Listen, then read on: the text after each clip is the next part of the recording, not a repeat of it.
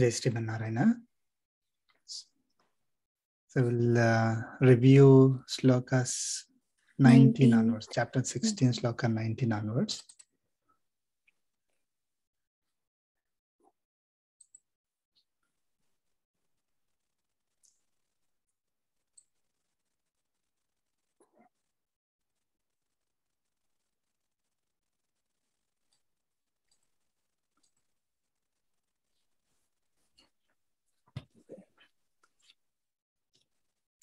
Okay, I can get started. Yeah, please. Yeah, sure. Jai Shri Narayana, chapter 16, Daivasura Sampat Vibhaga Yogaha, Shloka 19. Tanaham dvishita kruran samsareshu naradhaman kshipam yajasram ashubhan asurisheva yonishu. Jai Shriman Narayana, the Supreme Lord said, those hating cruel, unholy, worst of humankind, I push them continually into cycles of rebirth in non-divine asura births only. Jai Shriman Narayana. Jai Shriman Narayana. Any questions on this?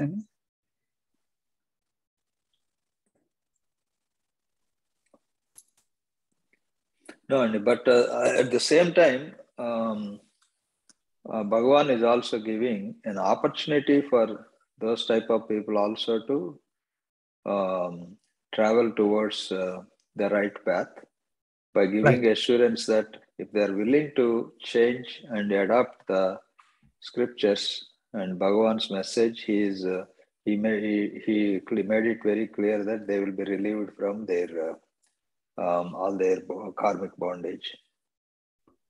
That's correct, and yes. Yeah, that is very important. I mean, we may not be perfect, but all of us, as we discussed it before, constantly try to get better and better in spite of our limitations, and hopefully we'll get there one day. Right. Yeah. Wonderful slokas. I mean, it's very simple, but of course, at the same time, difficult to implement. But if we are able to do them, if we are able to follow, then we will definitely come out of the cycles of rebirth, especially rebirth into the non-divine births. Yeah, that is the important dimension I find in Bhagavad Gita. And whether a person renunciates the world, or even the people who do not renunciate the world, they both have very valuable things they need to understand from Bhagavad Gita, right? So let's say somebody is still in the samsara, they're not able to renounce the world or worldly pleasures. But still Bhagavan is saying, don't be depressed. There is hope for you, which is immensely powerful. And when many people today are depressed because of lack of guidance, Right. So they think once they're, I cannot do anything. I am this, I am that. I cannot, practice this. I do not chant. So irrespective of all of that, so Bhagavan it's giving assurance to even those people. It's a wonderful thing. Right. Right. Yeah, it's actually the other way. For let us say someone is going through the Asuri births. They are basically into worldly nature, right? Like they are, experiencing worldly pleasures. They're running after all worldly things, having desires, having, I want to enjoy this. I need all these things, everything for myself. I like this person. I hate this person. I like this object. I hate this object. So that is how we all go through. To that person, if you tell that you have to get out of that mode, it is depressing for them. Yes. It's the opposite. Yeah. I mean, how many people are willing to come out of that.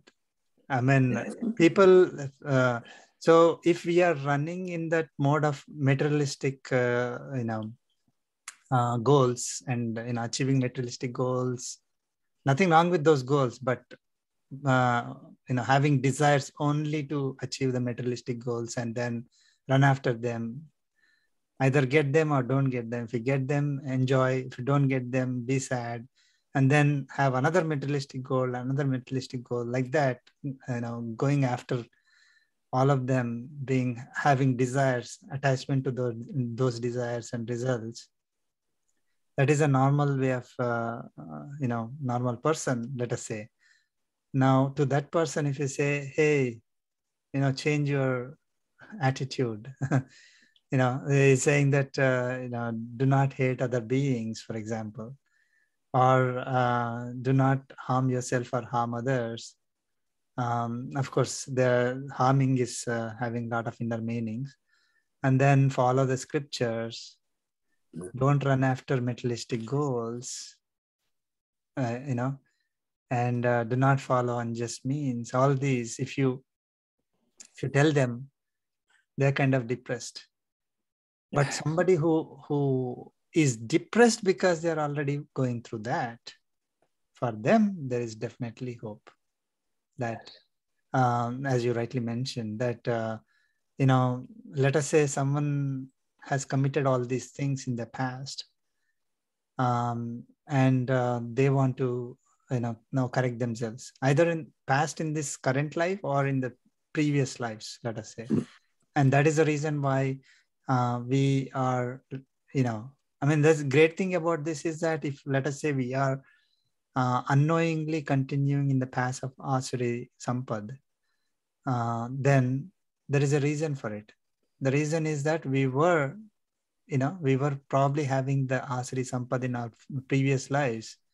Because of that, we were put into this life with Asuri Sampad. So, but once we are blessed with,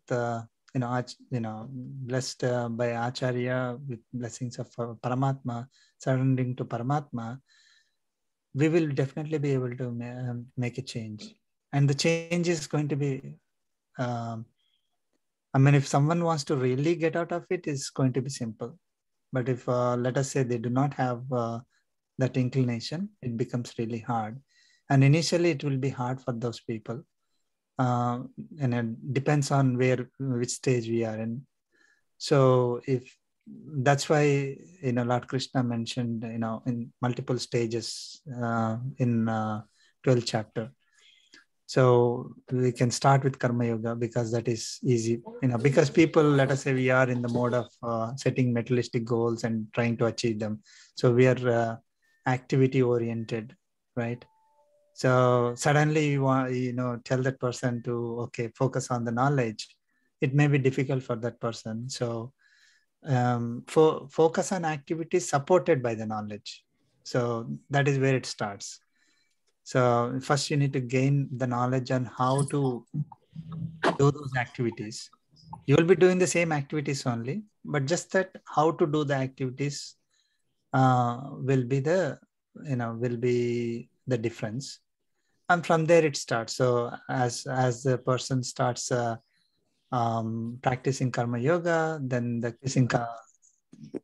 karmic bondage starts reducing. Then it becomes easy for that person to focus more and more on Jnana Yoga and Bhakti Yoga. So then they become primary, and then finally, they reach the stage where they can get rid of the entire karmic bondage, and they can get the liberation from these cycles of births. Thank you. Thank you. ఇప్పుడు నువ్వు ఆ ఇల్లు చెప్పావు కదా, ఆ ఇంటికి ఇటువైపు నుంచి కూడా ఎంట్రన్స్. సో నెక్స్ట్ వన్ అండి, నెక్స్ట్ లోక స్టార్ట్. కార్లు వెళ్తున్నాయి, ప్లీజ్ అలా వైపు వెళ్తే వస్తుంది మళ్ళీ. I think there's some background. Yeah, please go ahead. Okay, chapter 16, Daivasura Sampat Vibhaga Yoga, sloka 20. Asurim yonimapannah Moodha janmani janmani mama prapyaiva kaunteya tato yantyadhamam gatim. Jai Sriman Narayana, the Supreme Lord said, O Arjuna, having attained Asura non-divine birth, deluded in birth, after not surrendering to me at all, from there they attain lowest state. Jai Sriman Narayana. Jai Sriman Narayana. Yep.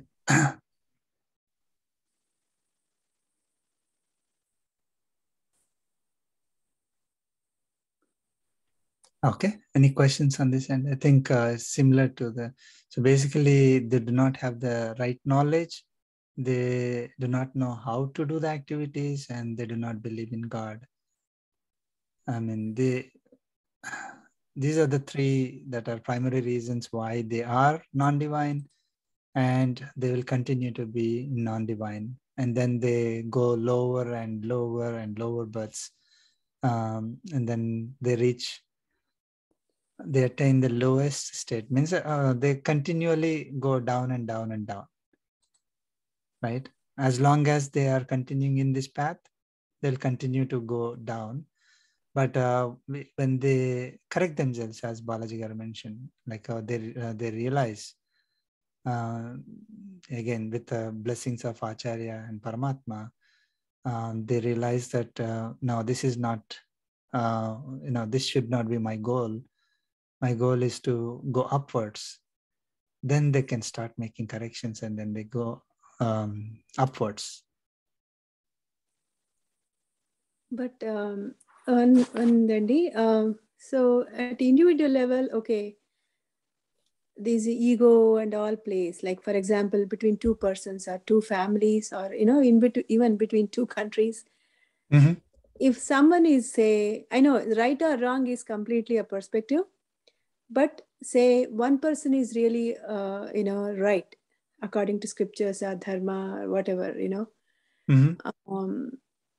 I, like you said, yeah, if the other party is not doing up to the whatever, this dharma, or it's not expectations, Mm-hmm. according to the dharma, if it's not, and we know that they are not doing it, I understand, like we try to convince them, we try to make them understand, all that we try, and okay, Mm-hmm. if we fail, we keep quiet. Up to individual level, it is okay, I tried my best, I gave the knowledge, he's not taking, or she's not taking, or they are not taking it, or they are not following it. Okay, we can say, Bhagavan, like, I did what I have to do, leave it Right. to God. But Mm-hmm. still, certain things, right? I mean, if something is not going according to scriptures, I mean, for keep on like adjusting, like how do we solve? I know personally, individual level, I understand. Okay, I did myself. I clean my palms, but that is where the struggle is. Like in regular life, right? I mean, we know something is that is wrong. right. I mean, see, that is where if we lose temper or something, again it goes against you. Okay, see, this is you are doing with Gita, still you got angry or you got mad, or there is no use, you are not applying. But we obviously know that something going very much wrong. It's not so, see, even between in marriage, right? It's between two big communities or two families. Right. It's not that we are saying, the sake of somebody, will think something, but I don't know. We have, I understand. I think there are several pointers here. That's a good question, actually. One is that, if the other person is other person or family or community or country, whatever, as a whole, right? They are in the lower state or lowest state, say, for example. For them, if we try to correct them, it is not going to be possible. Exactly. I So, mean, they don't have it any is not going value. to be possible to correct them at all. Mm-hmm. So that is the understanding that we need to have, and that will actually relieve us from that pain of, okay, I told them, why are they not doing it? Why somebody is not following the scripture? So that is the important point that we need to realize here, that it is not possible for us, for mere people, to change them. Change, of No, we course, it's don't change. not possible to change ourselves also that easily. Exactly. We are not. So it is not possible to change the other person or persons or community. So that is one thing. So second aspect of that is that, um, if, let us say, there are certain experiences that we are getting because the other person is not following what is supposed to be followed. I mean, let us say it's not scriptures, but some adharma is happening. Okay. So let us say they're becoming, they have desires, they have attachment, they have desires, they have expectations, and those are all unreasonable, let us say. And they are, maybe harming you, let us say, because of those unreasonable expectations, and they're not like, we are not able to meet those expectations. So then they say, oh, they will blame you or scold you or harm you, let us say. So now the one important point to understand from our acharyas is that we try to fix the problem, right? Okay, we try to tell them that these expectations are not good, or these desires are not good, or we try to justify to some extent, to the extent possible. But if still we are being harmed or we are being affected, we need to understand that we are supposed to face those things. I mean, that's a karmic record that we are experiencing. So it is not the other person is simply out of the equation. It is, again, we should not be depressed by it. I mean, that, oh my God, something is wrong with me, that's why I'm experiencing that. It is not for us to feel depressed, but it is not for us to hate that other person. See, basically, the other person, because of the other person, we are getting a particular experience. I mean, good experience, not a problem at all. We don't even think. But let us say we are getting some bad experiences because of other person. Then it is because of our karmic records only. Like, that's what is all these, taking births again and again. All these births are filled with pain, suffering. That's what they say, right? So that's why we want to come out of this cycle of births. Doesn't matter whether somebody is a millionaire, billionaire, or somebody is having prime minister, president, or CEO of a company, or is a janitor. It really doesn't matter. Everybody goes through pains. So the pains definitely, of various kinds. For a person who knows what is right, okay, and the other person is not doing as expected, as per what our knowledge says, then that also kind of gives us some pain. Any pain is because of our karmic bondage only. We should not be taking that the other person, we should start hating the other person. There's absolutely no advantage, or like, we will not get a different result if we start hating the other person. So that hating the other person will actually add more karmic bondage to us. One way to simply handle that kind of a situation is, remember Paramatma, remember God, and remember that we are experiencing this. It is it is because of our karmic bondage only, our karmic records that we are supposed to experience. And the fact that we are able to complete those experiences, we should feel happy that, okay, that is gone now from our record. So let us say somebody is going to hurt us, or let us say some health problem, any problem, any pain that we have could be because of not could be, it is because of the karmic bondage. So once that is true, right, then no issue. I mean, we that record is gone now. So if we treat it that way, right, then we will not focus on the experience. We will only focus on that experience is over now. Like, let us say somebody hurt us, either physically, mentally, whatever it is, in spite of all the, whatever we can do. Okay, say or we got, let us say, fever, in spite of what we can do. And now that that pain is over, we should feel happy that, that karmic record is now not in, we are not going to experience that again. So, I mean,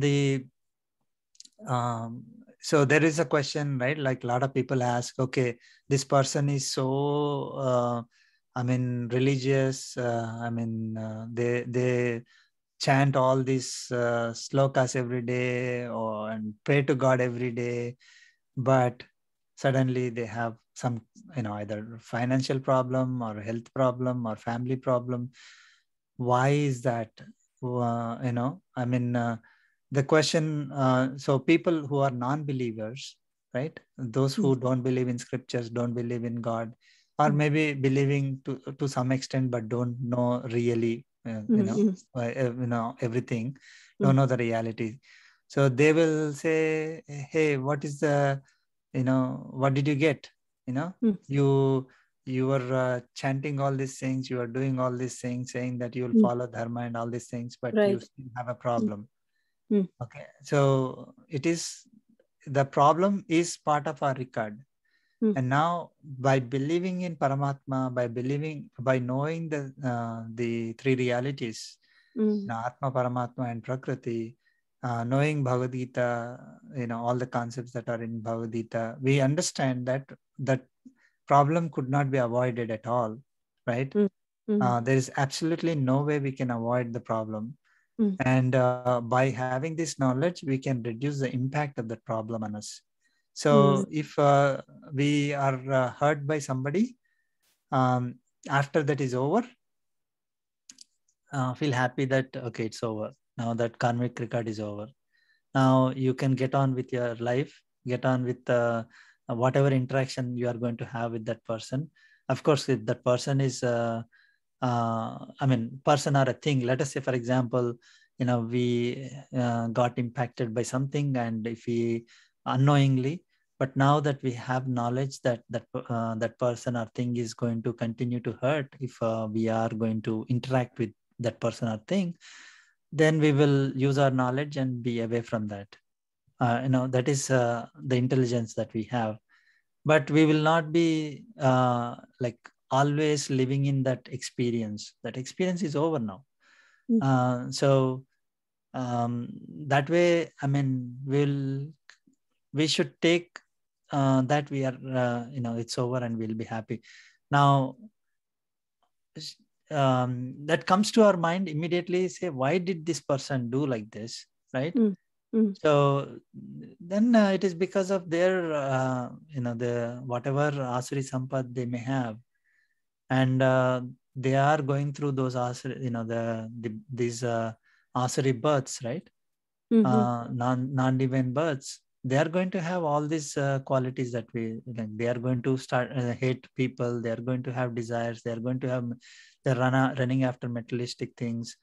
So they are going to behave in a way that is suitable for them. And our understanding would be, okay, with my efforts, I cannot change that person. It requires actually a person of great abilities to, impact those people and make a change. I mean, if let us say we are concerned with little bit knowledge that we have, we are concerned about, oh my God, all this adharma is happening. Imagine the great wise people like acharyas, how much Oh, they, they think. how much they will be Yeah, feeling. right, right. Because for us, we may not even see, what's wrong with something. Like, let's say we go to a movie. I'm just giving an example. It's not a problem that we go to a movie. But let us say going to a movie is a problem, let us say. And we all do it without knowing. But somebody who knows that going to a movie is actually not good for us, how much they will be feeling. They'll try to tell, but nobody listens. So I mean, for example, Sri Swamiji is giving the Bhagavad Gita knowledge to everyone. It's widely available on YouTube. How many people are even taking that? So when we, but it's not that they will feel depressed that, oh my God, there is only 200 views out of 7 billion people on earth. Right? Yeah. So, or even like I don't know how many, almost close to 1 billion people who could at least get that knowledge. But no, for a small TikTok video, they see like I mean, this is what I am feeling, right? Not about Swamiji or learned people. They definitely don't feel all these things. But as a person, as an outsider, let us say, oh my God, this knowledge, Bhagavad Gita knowledge is there. Only 100 people saw it, but just a 30 seconds, 3-minute clip, which is like somebody is dancing or something like that, or somebody makes a funny thing. Hundreds of millions of people are watching. Yeah. I mean, Yeah, so they are in that state, unfortunately, and so we cannot change it by ourselves. So if we are in the situation where other person is not listening, even in spite of we telling them, then assume, I mean, not assume, then know that that person is not at the stage to receive. So the receiver is not going to receive your message. And the second is, even if some people may be, okay, fine, what you're saying is correct, but they'll never be able to implement it because of the karmic bondage. Now, then after we give the message and still we are feeling the effects of it, imagine that, yes, I need to go through this. That is my karmic bondage. So, and then once it is over, just feel that, okay, that's now it's over. I mean, at every moment, we are going to pray to Paramatma. Whatever experiences that we are getting, we'll need to give it to Paramatma only. Sarvam Shri Krishna Arpanamastu. So I will, whatever I am facing, let me, because any result is should be offered to Paramatma, right? So whatever experience that you're getting is also a result. Just offer it to Paramatma. Everything has to be experienced. I mean, we experience it, but it is for Paramatma we are experiencing. So, I mean, it has to go through us to Paramatma. So offer it to Paramatma. And then we will be relieved from it. So we no longer remember, we no longer feel the pain, we no longer have any hatred. I feel it's a compromise. Every relation in this world, universe, like, it's a compromise, I feel. One more caution, and we should not, sorry to interrupt. Sure. I mean, compromise, I mean, they will not be two people with exact same. Yeah. Never, yeah. So the thing is that it is definitely an adjustment. Not only, I mean, everywhere, either in marriage or in job, right, or society, in politics, everywhere, there will not be two people with exact same knowledge, exact same karmic bondage and all that. So they are at different stages. So one person has to listen to the other person. Now the problem is mostly the people who have the rajasic qualities, and the people who have the asuri rajasic qualities from the point of view of the three gunas, and people who have the asuri qualities, they are the people who get upper hand. Okay, that's why I mean, again, by going through our history and all the scriptures, right? Have you seen any time where Rakshasas go to a Paramatma and pray, please protect me from, Devatas? No, right? It's always Devatas running to Paramatma saying that, oh, these Rakshasas are, troubling us. Rakshasa is troubling us and we lost the kingdom. They are now ruling everything. They're spoiling everything. So please protect us. So Devatas are the ones who are on the receiving side in a general sense, right? So it is the person who is hating, the person who is hurting is the one who doesn't have to compromise.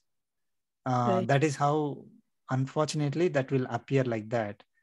Now, what should be our reaction in that situation, right? Like, okay, now I am right, but I am compromising, or I am the one who is getting affected. See, let us say, Daivi Sampad and Asuri Sampad are clashing with each other. Now, Daivi Sampad is better, good, right? But Daivi Sampad is saying that don't hate, don't harm others. Those are all the Daivi Sampad qualities. Asuri Sampad is, use your force, harm others, hate others, and whatever you want, you try to get it. Get it for yourself. So Asuri Sampad is going to have a higher upper hand, isn't it? When Daivi Sampad is fighting with Asuri Sampad, let us say, fighting in the sense conflicting. Okay. What do you think? I mean, which one will be on a higher side? Asuri Sampad person will never compromise. Right. It is not it's not in their blood. Yes. Yeah. So, and the Asari Sampad person will never be calm and peaceful.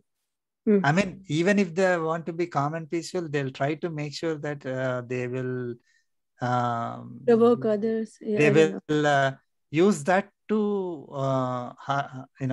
how I can harm this other person is the only thing. So let's say they stop talking. They know that by stopping to talk, they're harming the other person. So basically, the Asuri Sampad person, the goal is to hurt others. Goal is to get whatever they want. Goal is not to compromise. Peace is not the goal. Domination. Yeah. So all that. So obviously, they are not going to compromise. And however long we try to, I mean, the divine nature person tries to fight with the Asuri nature person. Divine nature person is the one who will finally surrender. But so in that case, you can say, why is it? Why should that be a higher quality? Divine nature is a higher quality, and that is what we need to aspire for, or move towards, and not the Asuri. Right? That question will come.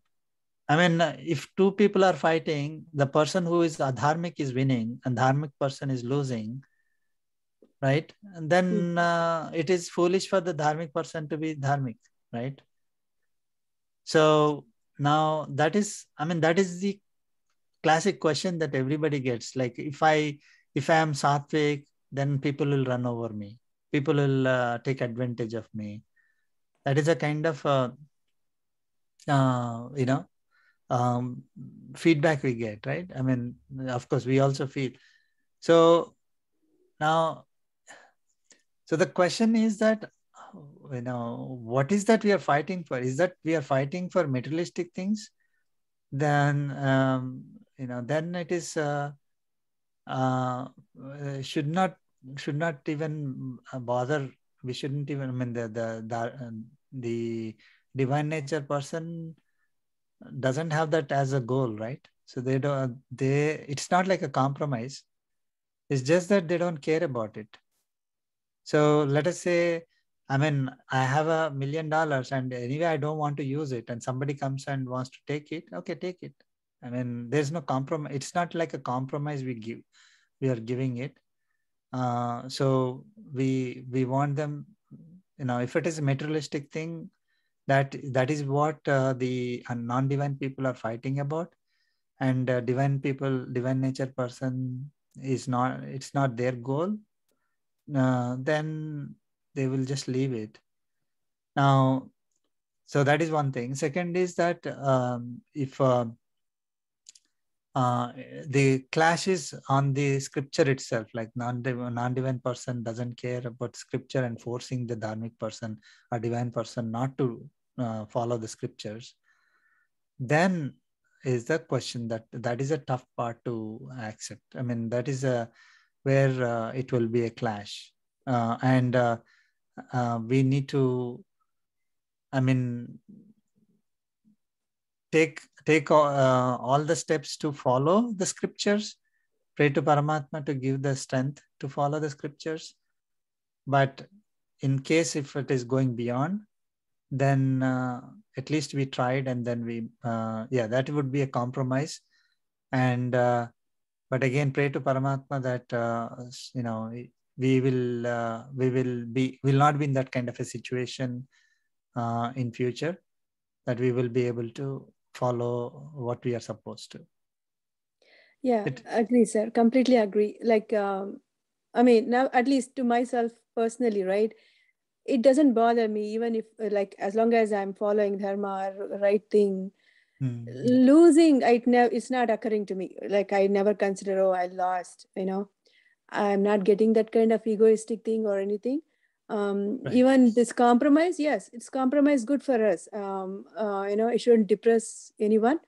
You shouldn't even feel bad that, oh, I compromised. I shouldn't. That much I can get over in any, my personal life. Right. Thing is, I feel everybody, if at all, if they're scared of anything, scared of the God. I mean, God. It's right. Not that we don't do something good because we get appreciation for someone. We know this is right. This is what God said, and God is always watching us. He's with us. Right. So we are not doing for somebody else. Even some upvasa or something, right? We are, it's not because it's sad or anything. We are doing for God. I mean, you do honestly and all that. But only thing is, like you said, not talking to somebody like, even personal level or in a bigger way.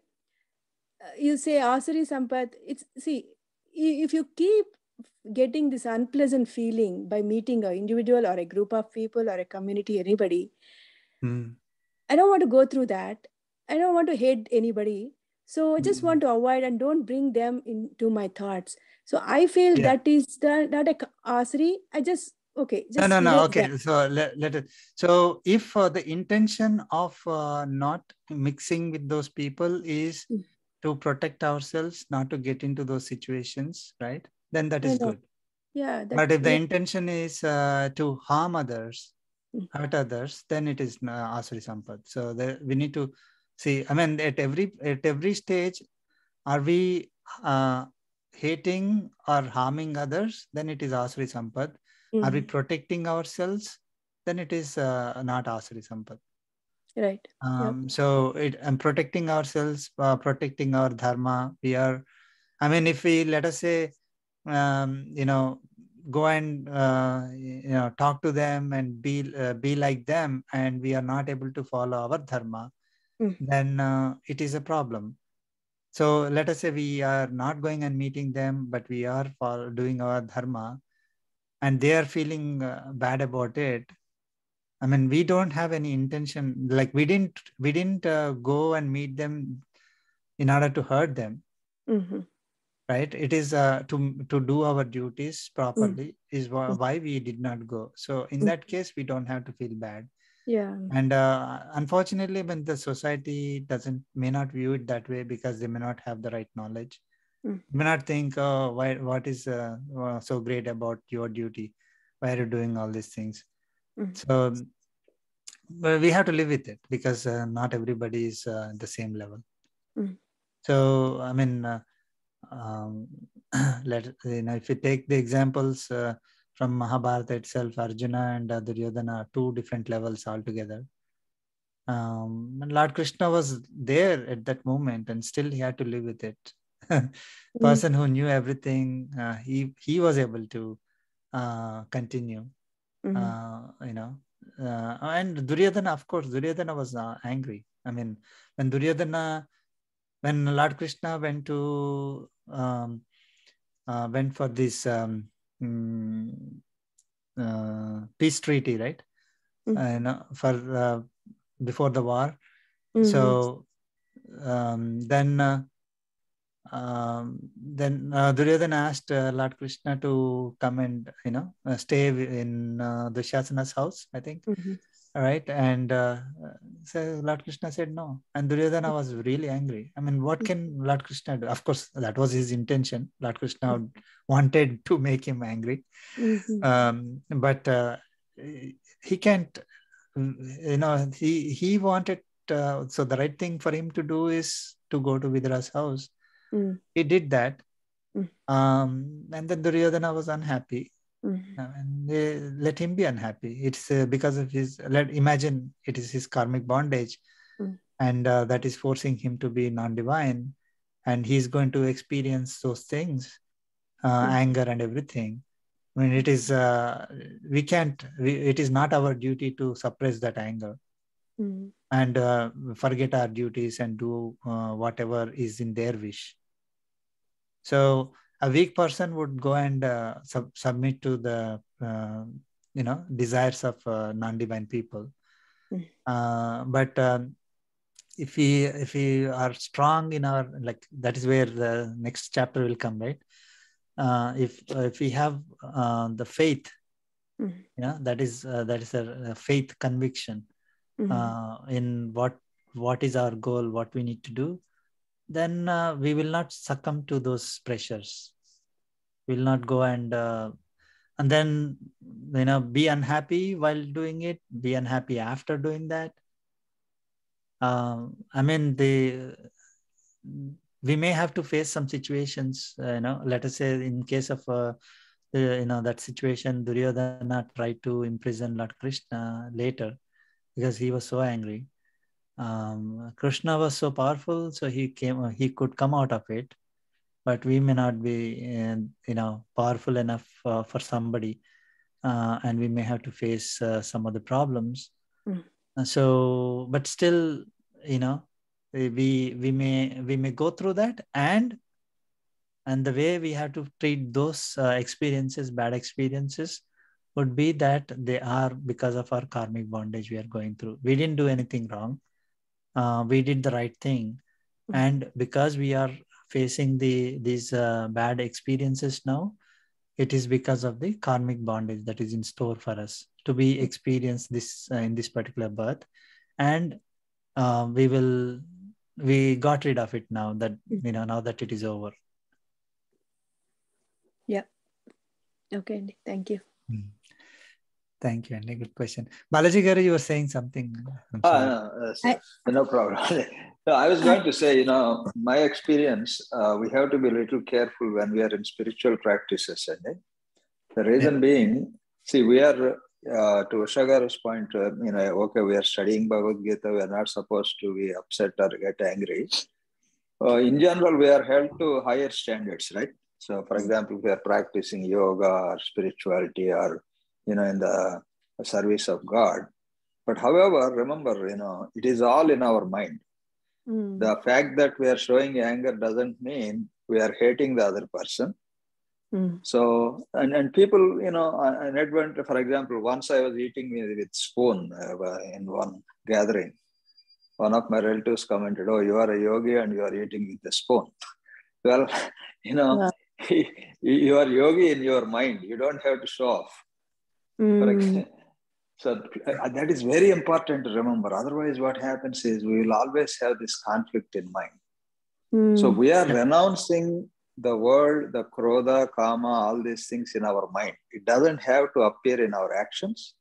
And we are not saying we don't care about others, but we do care, but we are not responsible for their thought process. We are only responsible to give up renounce the material or raga dvesha in our mind. That is more important than outward appearances. Just wanted to share. Sorry. Can I ask something, Andy? Sorry. So since we are discussing about all these emotions, right? Kama, krodha, and desires, jealous. Of all these, I know I'm not that much practicing. Just like the other members in the team in our group, but I feel the difference.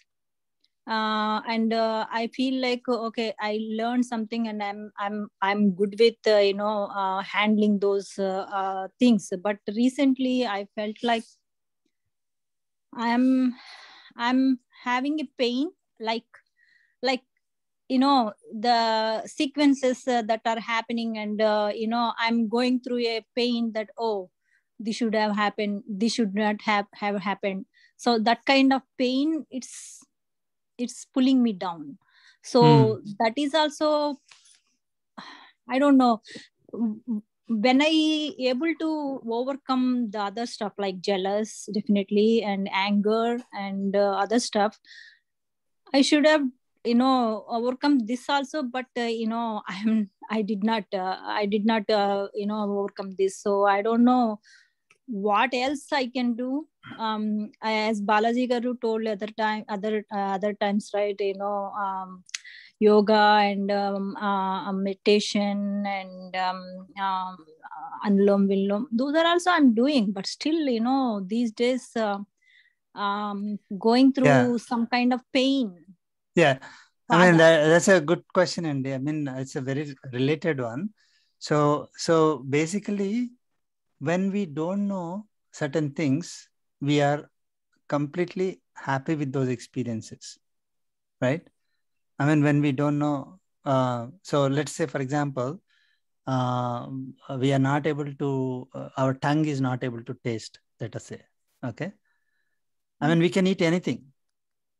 Before the tongue is given the knowledge of the taste, okay? Let us say, whatever we can eat without having any reaction to it.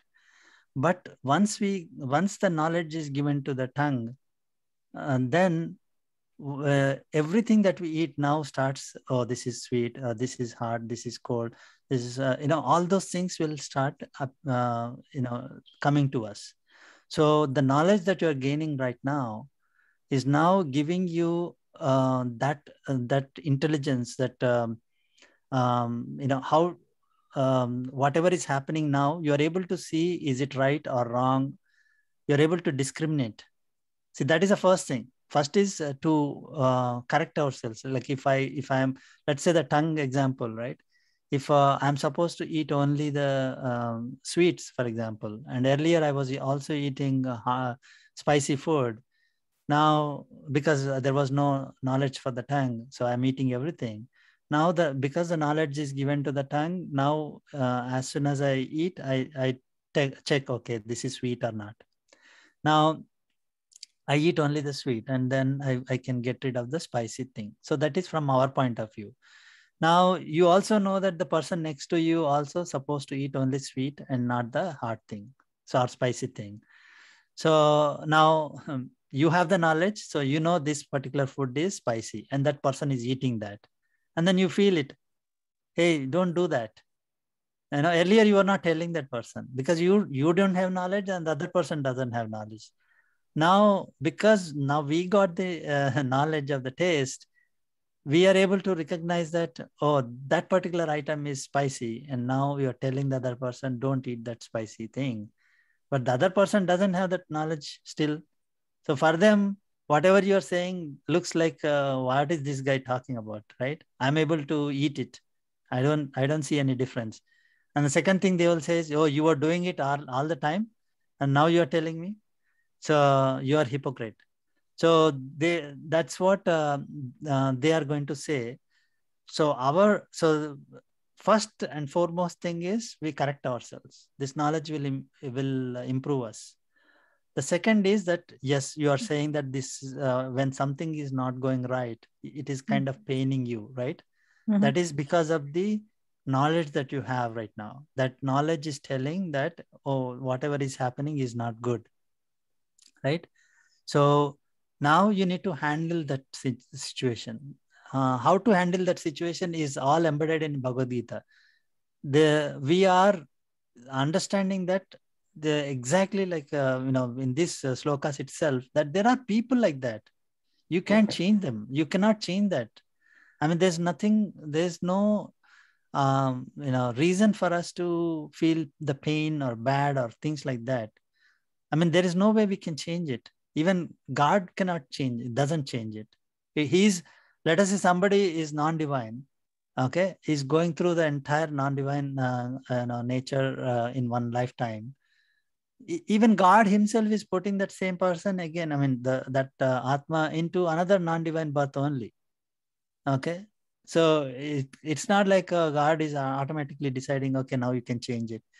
So how can we as a normal person who doesn't have even like any capability as a God can change that?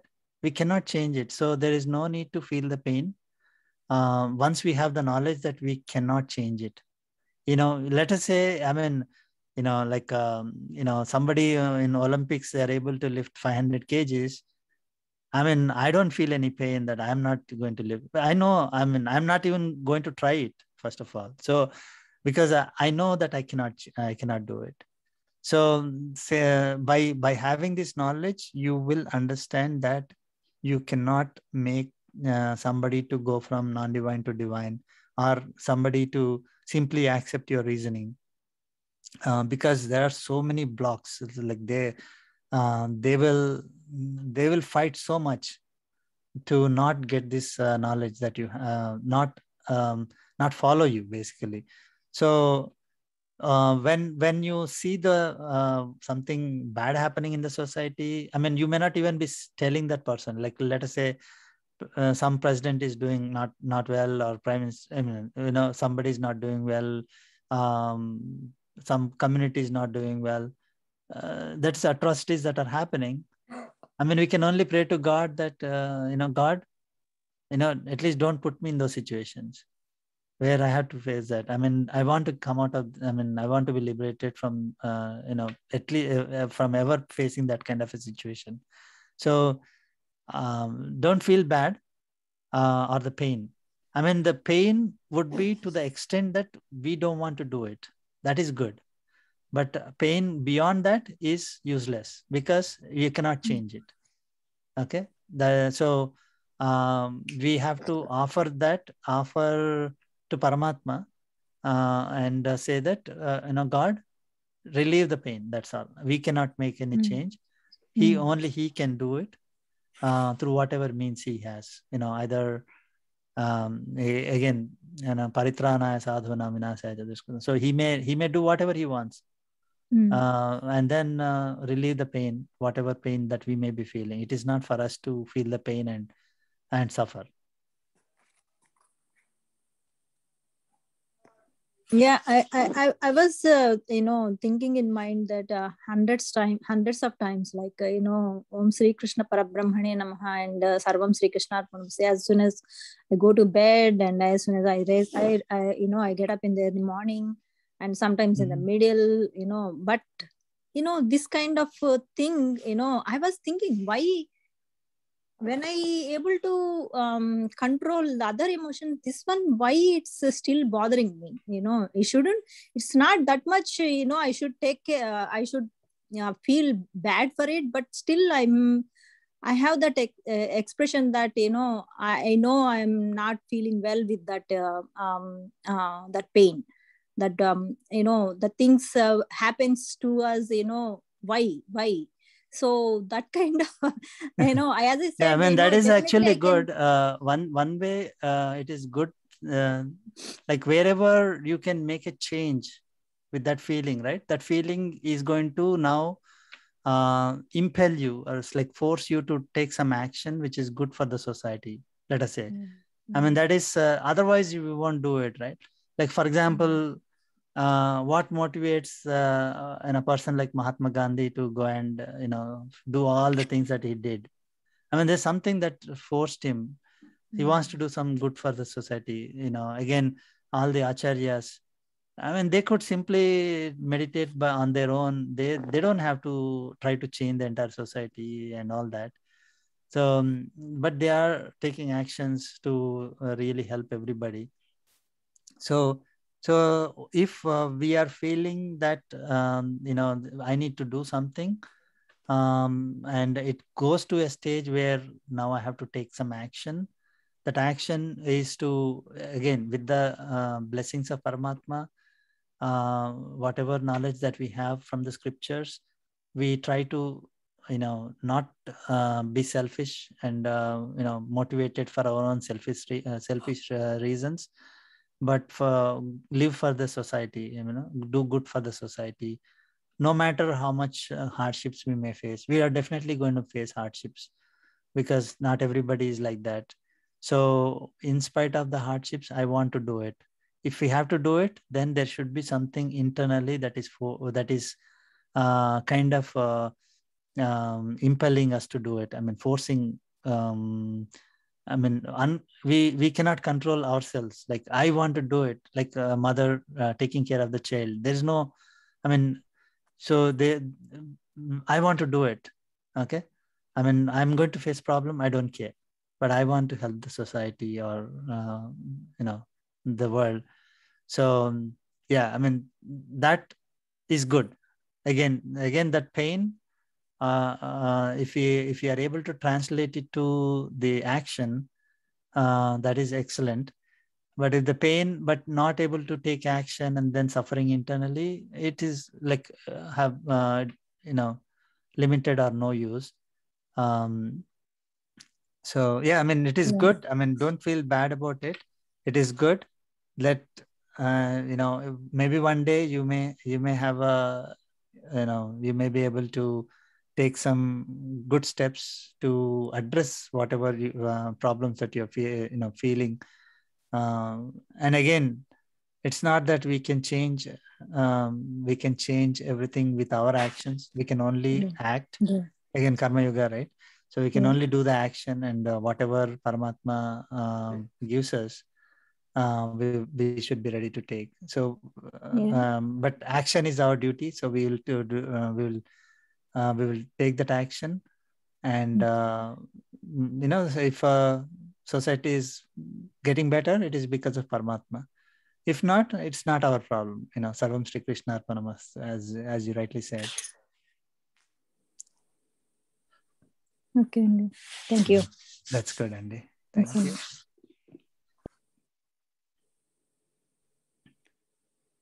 Okay, 21.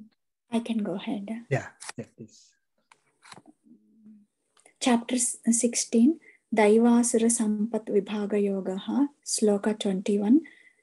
Trividam Narakasyedam Dwaram Nasanam Atmanaha Kamah Krodha Tadalobah Tasmat Etatrayam Tyaja. Okay. Jai Shri Mannarayana, chapter 16, sloka 21 summary. The Supreme Lord said, desire, anger, and greed, this threefold gateway of hell is detrimental to the Atma. Therefore, give up these three. Okay, that's great.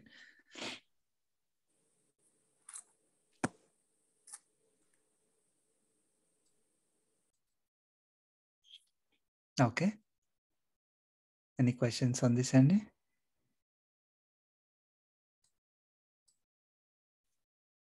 I mean, very short and simple. If we need to say, okay, what are the three things that should be given up? immediately we should remember desire, anger, and greed. Kama, Krodha, Lobha. Okay. 22. Next sloka.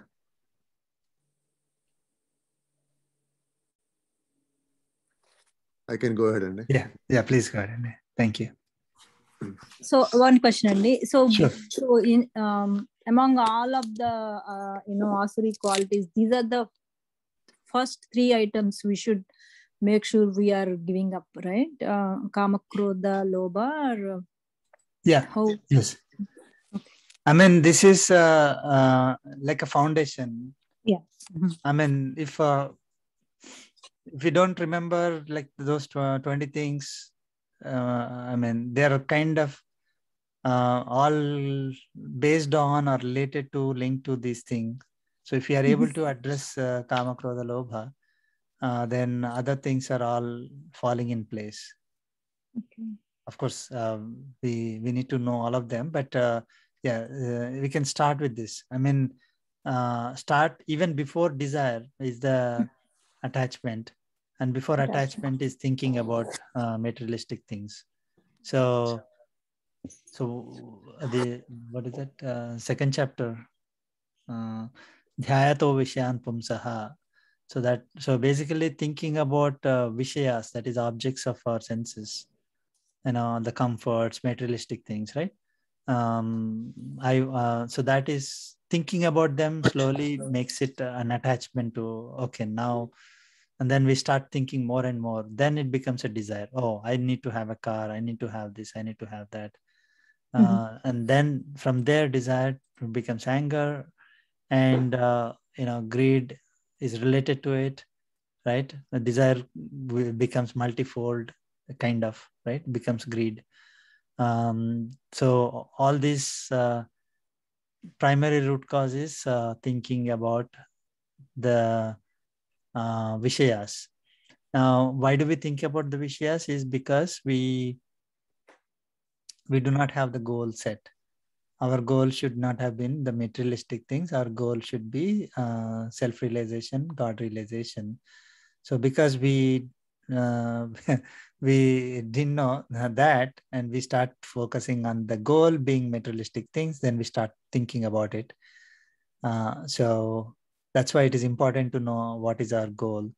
Then we'll be able to automatically control the attachment, and then desire, then anger, then greed. So that's why, I mean, the bottom line is, if you are able to surrender to Paramatma, everything is automatically controlled. Okay. Yeah, thank you. Yeah. Professor, maybe not Sarana, it's a valid question here, right? Sure. When I think through desire, I mean, when Pandavas ask, can I at least give us at least the 5 cities, right? Is that called a desire, or that's not a desire? That's a right. Yeah, that's a right. Okay. Yeah. I mean, they are the better people to rule the country. Okay. I mean, they are supposed to rule the whole kingdom, not just the 5 villages. But in order to show to the world that it is justified, war is justified, those people can't even give the 5 villages. Also, I mean, Lord Krishna knew that they are not going to accept it. I know. So but asking for the kingdom back is their right, and it's the duty of a righteous person to rule the country, not the other way. Yeah. I mean, had Duryodhana been righteous, then it wouldn't have mattered really who was ruling. I don't know. I mean, again, this is hypothetical, right? The whole story. Not like Krishna would have some bias against Duryodhana and for Arjuna, Dharmaraj, and then he would want the kingdom to go to Pandavas. It's very unlikely. If Duryodhana was like Yudhishthir, then it would have remained with Duryodhana. But of course, he was not, and it was totally bad.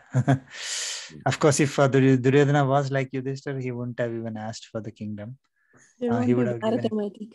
Yeah, there would exactly right. The whole story would be different, right? Yeah, exactly. So he wouldn't have asked for the kingdom. He was greedy, right? Yeah. Duryodhana was greedy that he could not even give the 5 villages. I mean, that is the greed coming into picture, and he was having the desires, materialistic desires. I want the kingdom for myself. He was not interested in being righteous. It was his desire to be a king. That's all. He doesn't want to give anything, right? He doesn't want to give him 1 inch also. Yeah. So that is the greedy part of it. Yeah. So he succumbed to all these 3. I mean, that's why Duryodhana is a very good example for us. That Asuri Sampad or Rajasic and Tamasic qualities. So the entire that's why Mahabharata is like a case study that explains the whole thing that is there in the Vedas. And there's, of course, Bhagavad Gita is summary of the Vedas, right? So Mahabharata, if we really understand it, we will see all the things that are mentioned in Bhagavad Gita as in a story format, right?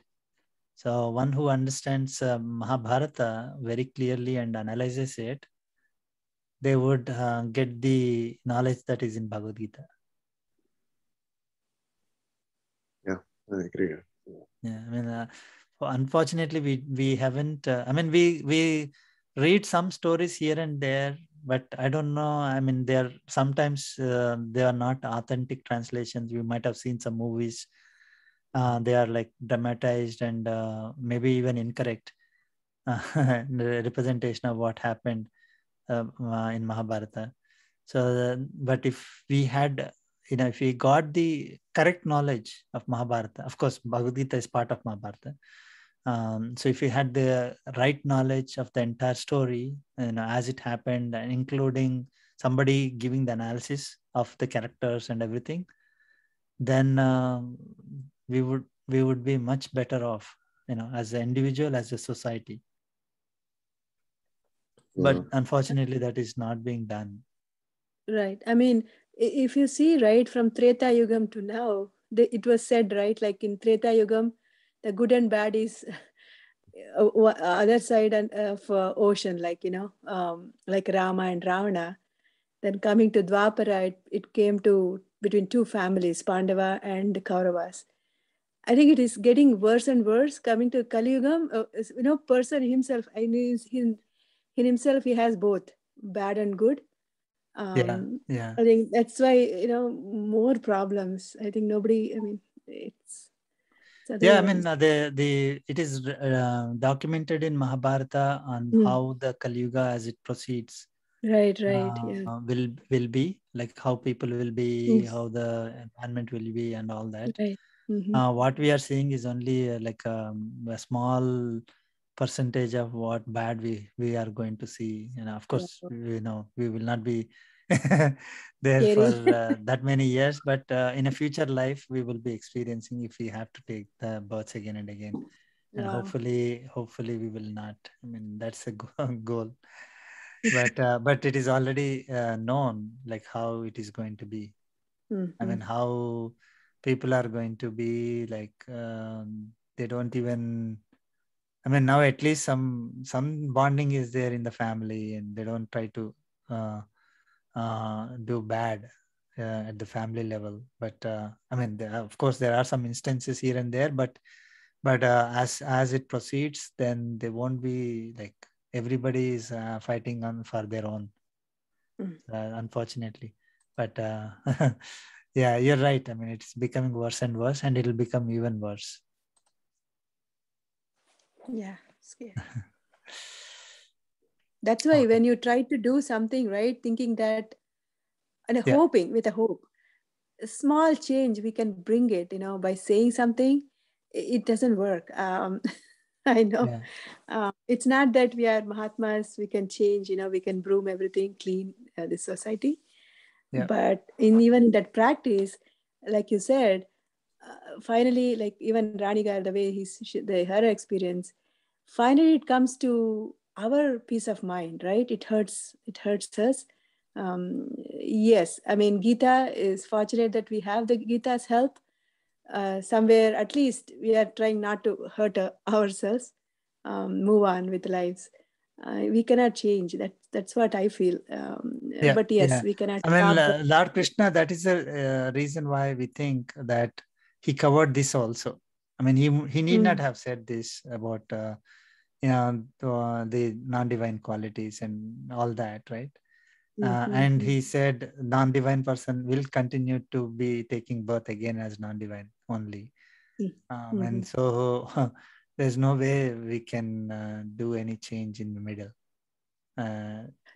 Only thing is that we can protect ourselves, try to protect ourselves, and also not become a non-divine, because we could be going down and down also.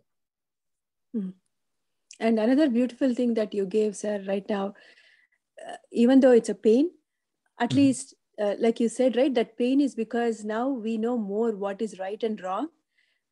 So I feel, it's okay to take the pain, because at least we have that jnanam. I feel, that's true. That's a good, very eye-opening point today, I felt. Yeah. That's good, Andy. Okay. So 22. Yeah, please go ahead, Andy. Chapter 16, Daivasura Sampad Vibhaga Yogaha, Sloka 22. Etair Vimuktaha Kaunteya Tamo Dvaraihi Tribirnaraha Acharatyatmana Shreyaha Tato Yati Param Gatim. Jai Shivanarana. Chapter 16, Sloka 22 summary. The Supreme Lord said, O son of Kunti, Arjuna, one who is freed by these three doors of darkness practices well-being of the Atma. From that attains the supreme state. Jai Shiva. Jai Shivanarana. That's good. Yeah, so this is the other part of that same concept. Okay.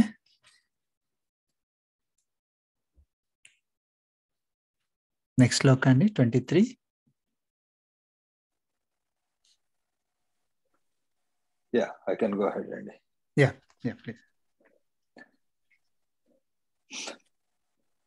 Jai Sriman Narayana, Sloka 23, Chapter 16, Daivasar Sampat Vibhaga Yogaha.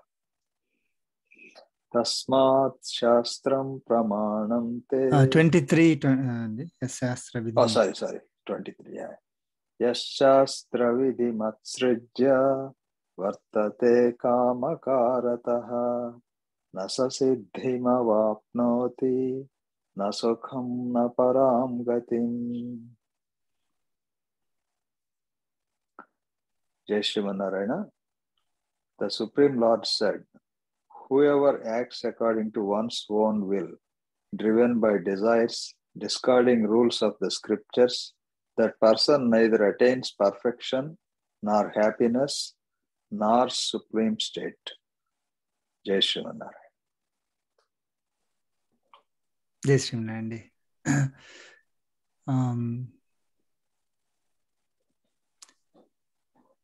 Any questions? Any last session 23 and 24, we just did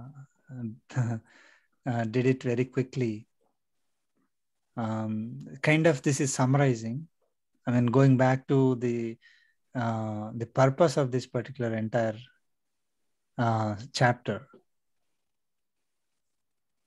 Yeah, this is a sort of, it is important for us to follow the scriptures under Guru's guidance, because otherwise sometimes people, get perverted knowledge and interpret their own ways. I have one of my relatives who is very intelligent, but he says, I analyzed Gita, the way the slokas are arranged, it is very clear that somebody composed them. All this kind of Yeah, he says, some people say, some slokas came from Buddhism and, things like that, right? So I keep explaining him. First, you see, we cannot, even materialistically thinking, if you have to criticize something, you have to study it.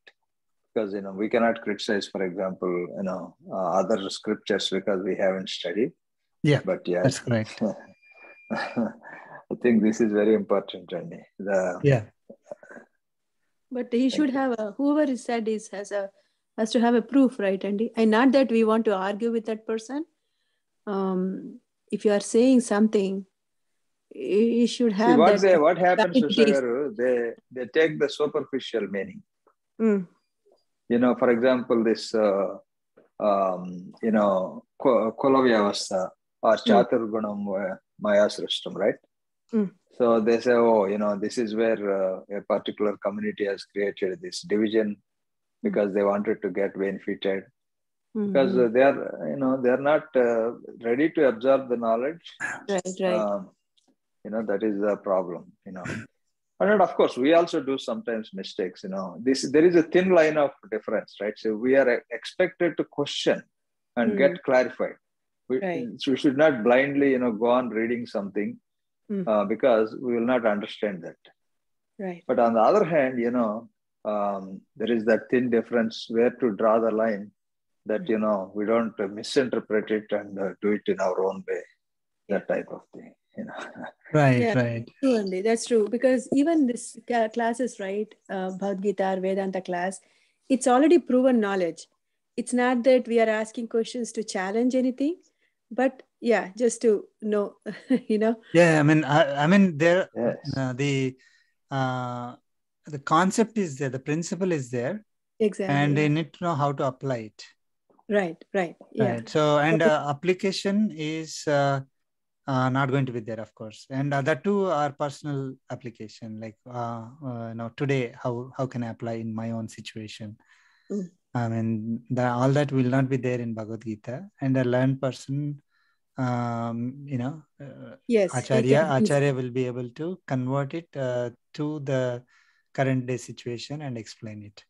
Exactly. And also, of course, I mean, there are all these Sanskrit slokas, little bit cryptic for a normal person. So they need to explain exactly what is what was told. I mean, first of all, even if it is in our own language, it is difficult to understand. It is in Sanskrit. So a person with Sanskrit knowledge is needed to explain the slokas. And also, it is a summary of what is told in the Vedas. So, knowledge of the Vedas Upanishads will be needed to actually give the right meaning. Otherwise, it will be like 100-page book, and 2 paragraphs is written at the end of it. And then reading the 2 paragraphs and trying to say what is there in the 100 pages. We'll never be able to say that, right? So somebody who understood the 100 pages will be able to explain each and every sentence in the 2 paragraphs. But somebody who reads just the 2 paragraphs will not understand why something was mentioned like that. Yeah. So, and go ahead. One more thing, and here I know, I understand this. Bhagavan is describing asura qualities, like Lord Krishna is saying, if we act as follows, we will not be successful, we will not be happy, and so on. That means if we do whatever appears right for us, if we do whatever seems to produce the result we are expecting, okay, these are asura qualities. But even coming to a righteous person, right? If he is thinking something right, and it is right, say scripture wise or dharmic wise, he's right, and doing because he thinks it's right, so I'll do. If something is right, I'll do it. So by saying this, is it not a little bit like I'm doing because it's right? I know asura people, they can't have that vichakshana, they won't have, they may be doing wrong, but they think, okay, this is me, it is satisfying me, I will do whatever I want. But is Bhagavan is like saying, that's right. I mean, if I understood your question correctly, like if I'm doing something, thinking that something is in the scriptures, so then whatever appears, if we do whatever appears right for us, then it would have become a asuric quality, right? Yeah. Okay, it is not our own decision. Mm. I mean, whatever appears right for us is not because we thought it is right. It is what is presented in the scriptures. Okay. No, even simple things, right? Even if I don't want to go bigger, we don't go to inside the temple without with chappal, right? Mm-hmm. So we know that that's right. We don't go because of certain things we understood, common sense also. So I'll do what is right. So I'm following it. It is right. It's right. Yeah, it is right because it is whatever is in the scriptures. So that's why you're following it. You didn't decide by yourself that it appears right for me. That's why I'm doing it. Of course, yeah. So I mean, we have to be careful, like in the sense that not everything is like, let us say I'm eating with a spoon instead of a hand, like Balaji Garu mentioned. I mean, I don't know whether it is there in the scriptures, whether we are following or not following. We don't know that, right? Yeah. Okay. So there are certain things which are, I mean, in a day-to-day job we are doing, okay, it is nothing will be in the, like in Vedas explaining how you have to do the coding, right?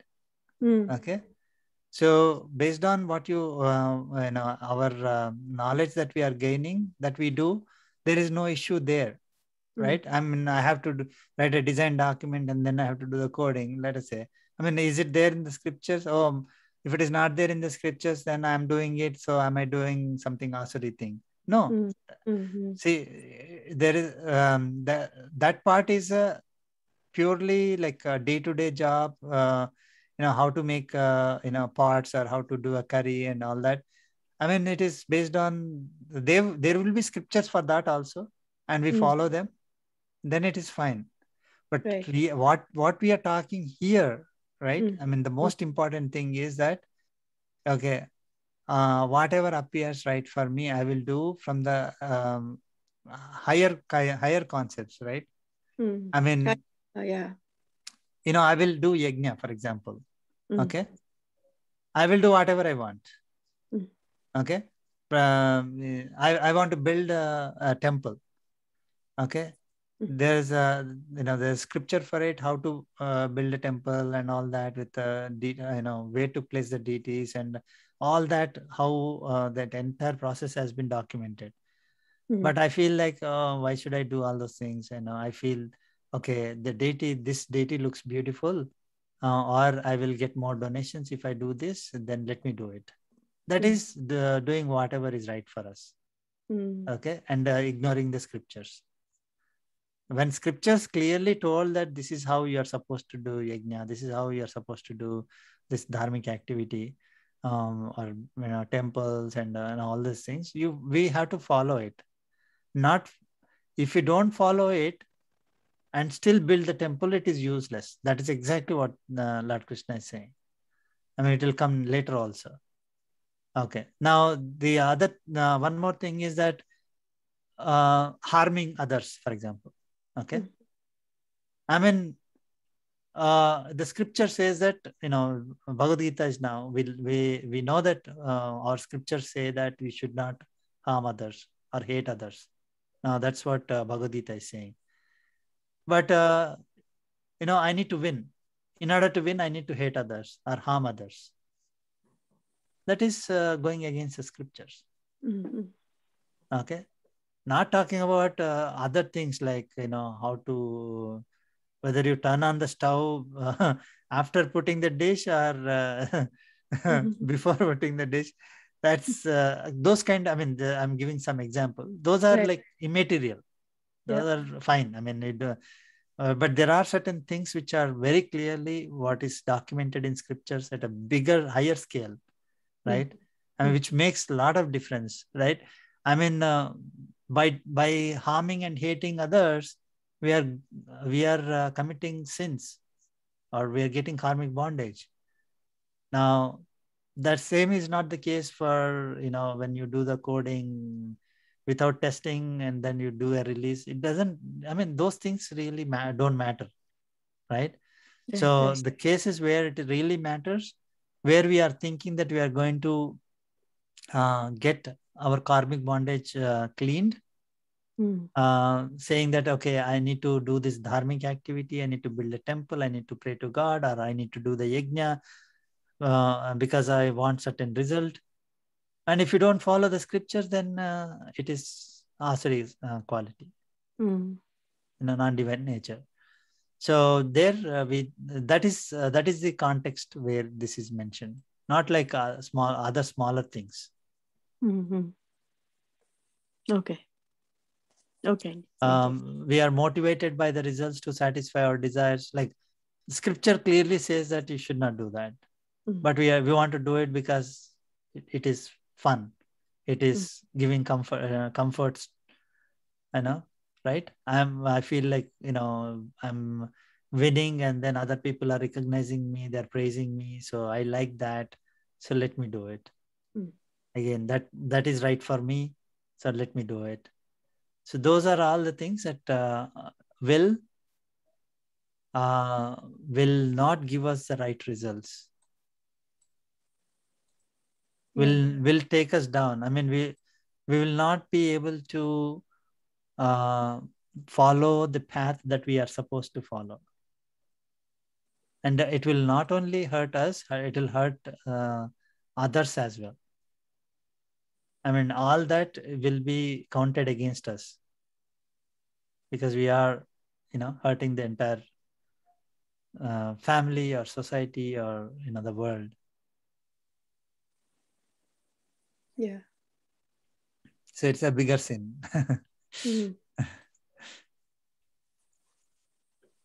So, yeah. So if we do these things, then we will not attain the perfection.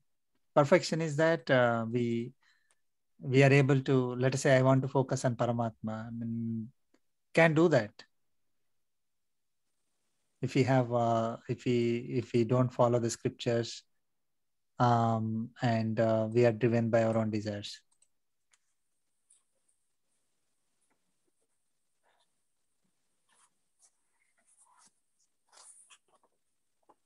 Okay. 24. Chapter 24. I can go ahead. Sure. Yeah. Sloka 24, chapter 16.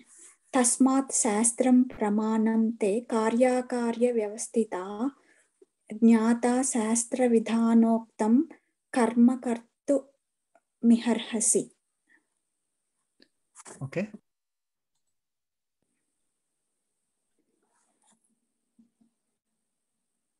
Oh, something went wrong on the meaning. 24 sloka. 1 second. I don't know what happened. Out of memory. Okay, let me just do one thing. Maybe we can read it from our Telegram. I think it will open. Oh, Sriman Narayana wants to come on to the video. Really? We didn't see him, that's why. Oh. I can read it from this. Yeah, please read it. Yeah, thank you. Again, let's pray to Sriman Narayana. Paramatma. Is Vaikuntha Nada. Vaikuntha, this is on Mukkote Ekadasi or Jiyarashramam. He takes this form. Is it Mukkote Ekadasi? 1 second. No, this is recent. Okay. But it will be similar, yeah. But Jai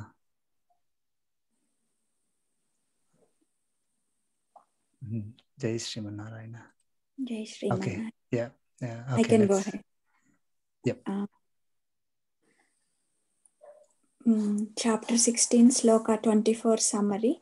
The Supreme Lord said, therefore, scripture is the authority to you in establishing what is duty and non-duty. After knowing the work enjoyed in the ordinance of the scriptures, you are qualified to practice those works here. Jai Shriman Narayana. Jai Shriman Narayana.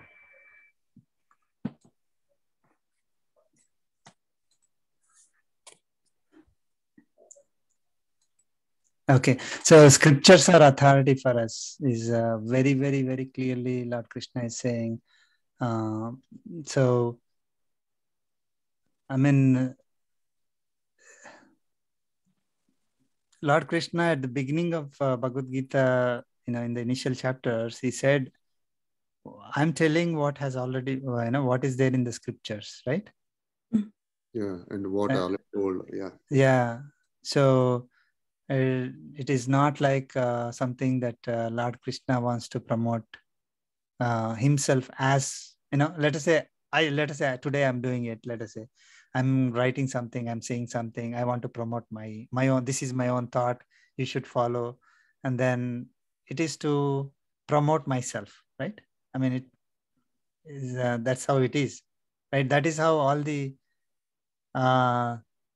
again, nothing wrong against, other doctrines and things like that. But somebody comes and says, okay, this is what it is, and you guys have to follow because I'm saying it.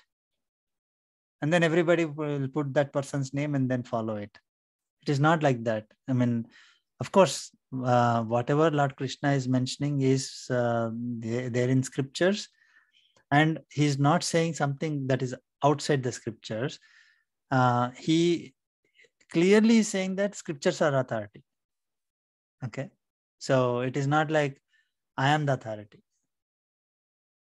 But those scriptures, is again the entire knowledge that Paramatma has put that in the scriptures only. So it is not like it's against Paramatma, right? I mean, the scriptures are in line with what Paramatma wants us to do.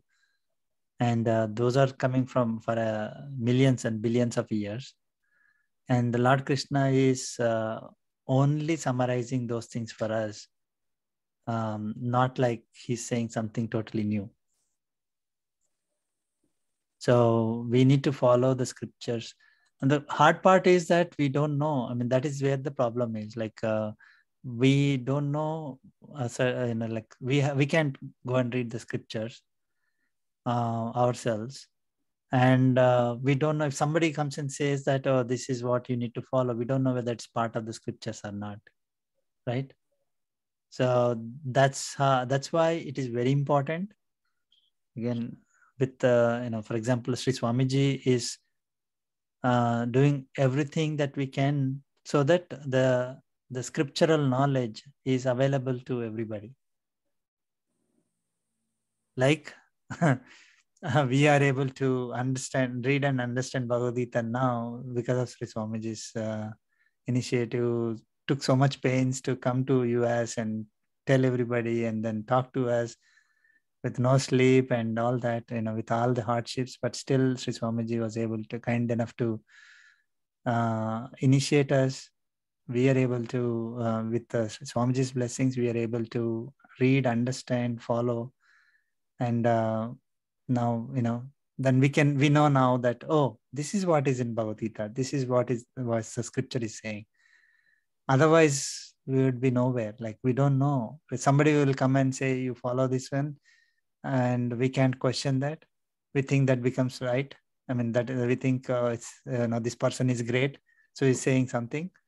I mean, great in the sense this, locally, let us say. I mean, not in scriptural sense, but this person probably read some things and then say, just like Balaji Garu was saying, right? There's a person probably was given that knowledge who was saying that Bhagavad Gita was written by somebody. He believed in that, and then he started questioning that whole knowledge. But if we get the right knowledge from the right acharya, then we will be fortunate. That's why it's blessings of Acharya that will give the scriptures to us. And the scriptures are the one that will put us in the right path towards Paramatma. So chapter 16 gives so much importance to scriptures. And Lord Krishna, of course, explained what is divine quality and non-divine quality, all that. Again, all this is based on the scriptures.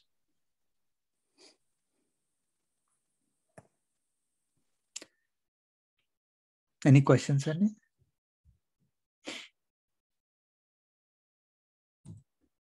Okay. We will start chapter 17. Let me chant a prayer. Om Asmat Gurubhyo Namaha. Krishno Rakshatano Jagatraya Guruhu. Krishnam Namasyamyaham. Krishne Namarasetravo Vinihataha. Krishnaya Tasmai Namaha. Krishna Deva Samuthitam Jagadidam. Krishnasya Dasosmyaham. Krishne Tisthati Sarvametadakhilam. He Krishna Samrakshamam. Jai Sriman Narayana. Chapter 17. Okay, let's chant. Srimad Bhagavad Gita. Srimad Bhagavad Gita. Saptadasodhyayaha. Saptadasodhyayaha. Shraddhatraya Vibhaga Yogaha. Shraddhatraya Vibhaga. Arjuna Uvacha. Arjuna Uvacha. Ye Shastra Vidhimutsrujya. Ye Shastra Vidhimutsrujya. Yajante Shraddhayanvitaha. Yajante Shraddhayanvitaha. Tesham Nisthatu Ka Krishna. Tesham Nishtatu Ka Krishna. Sattvamaho Rajastamaha. Sattvamaho Rajastamaha. Let's chant together. Ye Shastra Vidhimutsrujya. Yajante Yajante Shraddhayanvitaha. Shraddhayanvitaha. Tesham Nisthatu Krishna. Krishna. Sattvamaho Sattvamaho Rajastamaha. So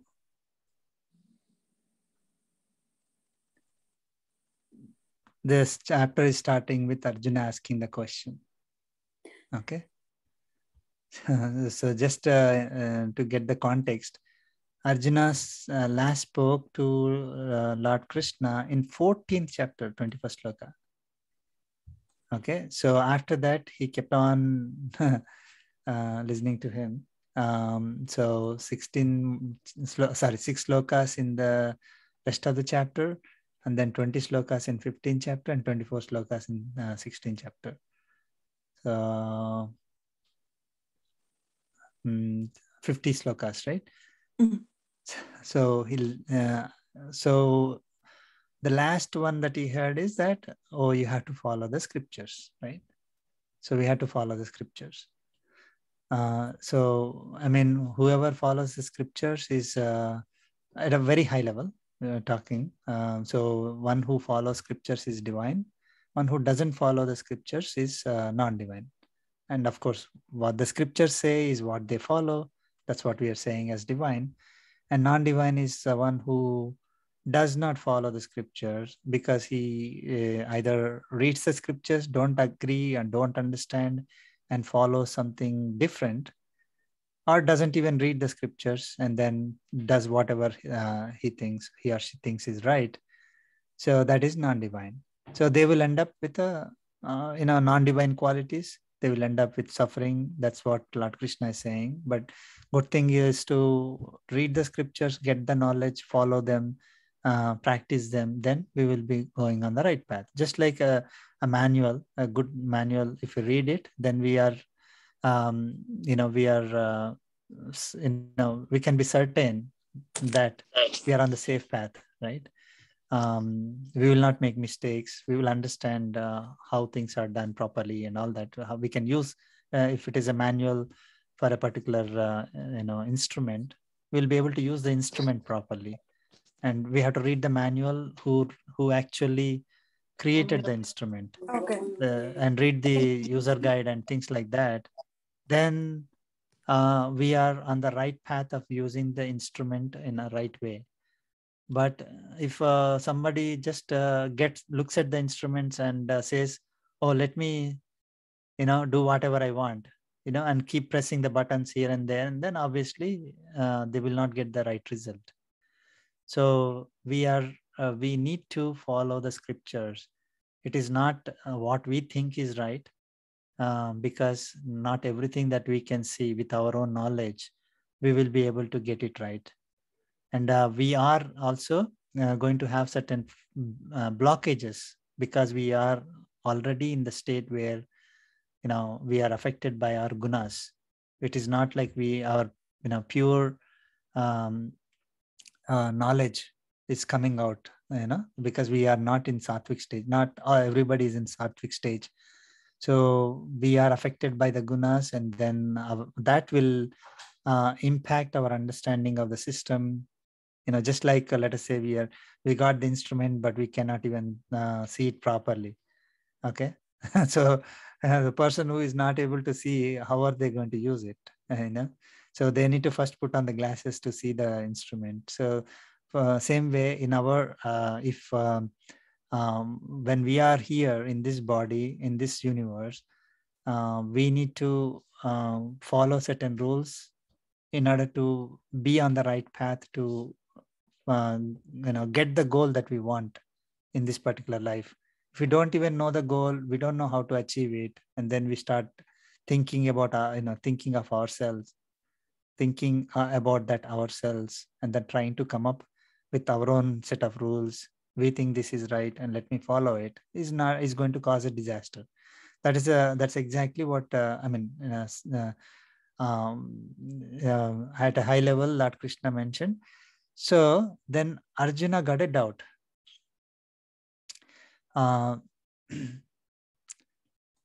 What happens if one does not try to understand and follow, and then he will not try to understand the scriptures, and he will not follow the scriptures, and then creates their own rules that they may think are appropriate for them. And after creating those rules for the activities, whatever may be those activities, like yajna or worship, they even related to worshipping God, even, or doing yajnas for the sake of materialistic, satisfying our materialistic goals, or satisfying our non-materialistic goals, like higher goals.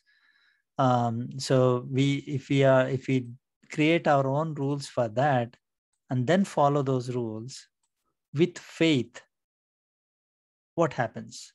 So let us look at that. So he's saying, Sastra vidhim utsrujya. So by discarding the commands of the scriptures, okay, after discarding the commands of the scriptures, ye yajante shraddhayanvitaha, whoever worships or performs yajna or does any activity with faith or conviction, okay, then if they do that, Tesham nishtha tu ka Krishna. So he's asking a question. What is their state? Nishtha is, in what state they will be in. Okay. So what is their state, Lord Krishna? Is it Sattvam, or Rajas, or Tamas?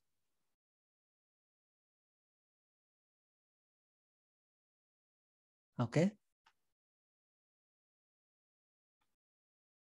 So, I mean, this again, as we mentioned here, that you might have already read. So basically, the question seems to be like, if someone says that you follow the scriptures and then immediately ask a question, what happens if I don't follow, right? Doesn't sound and intelligent. I mean, he explained so much in the chapter 16. Okay, person who doesn't follow is going to, get naraka and all those things. He mentioned everything, right? So now there's a little bit twist here. What he's saying is that Arjuna got a doubt. If I do not follow the scriptures, but I do the activities with faith, okay, then what is the state for that person? Okay, is it Sattvam, Rajas, or Tamas? That is a question that he asked, because chapter 14 talked about Sattva, Rajas, Tamas, and chapter 16 talked about Daivasara. So he's kind of combining the two, and he got a question. So one of the things that we can understand is, today we are doing our activities faithfully. We don't know, right? We don't know they're in the scriptures or not. What happens to those activities? What happens to, am I in the sattvic path, or am I having the sattvic guna, rajasic guna, or tamasic guna if I do that? And what is the result that I'm going to get? Is it the sattvic result I'm going to get, or the rajasic result, or tamasic result? That is a question that he asked. Okay. So important thing is, let us look at any questions on this. If we start second sloka, then we understand, we can go deeper into it. Any questions on this sloka itself?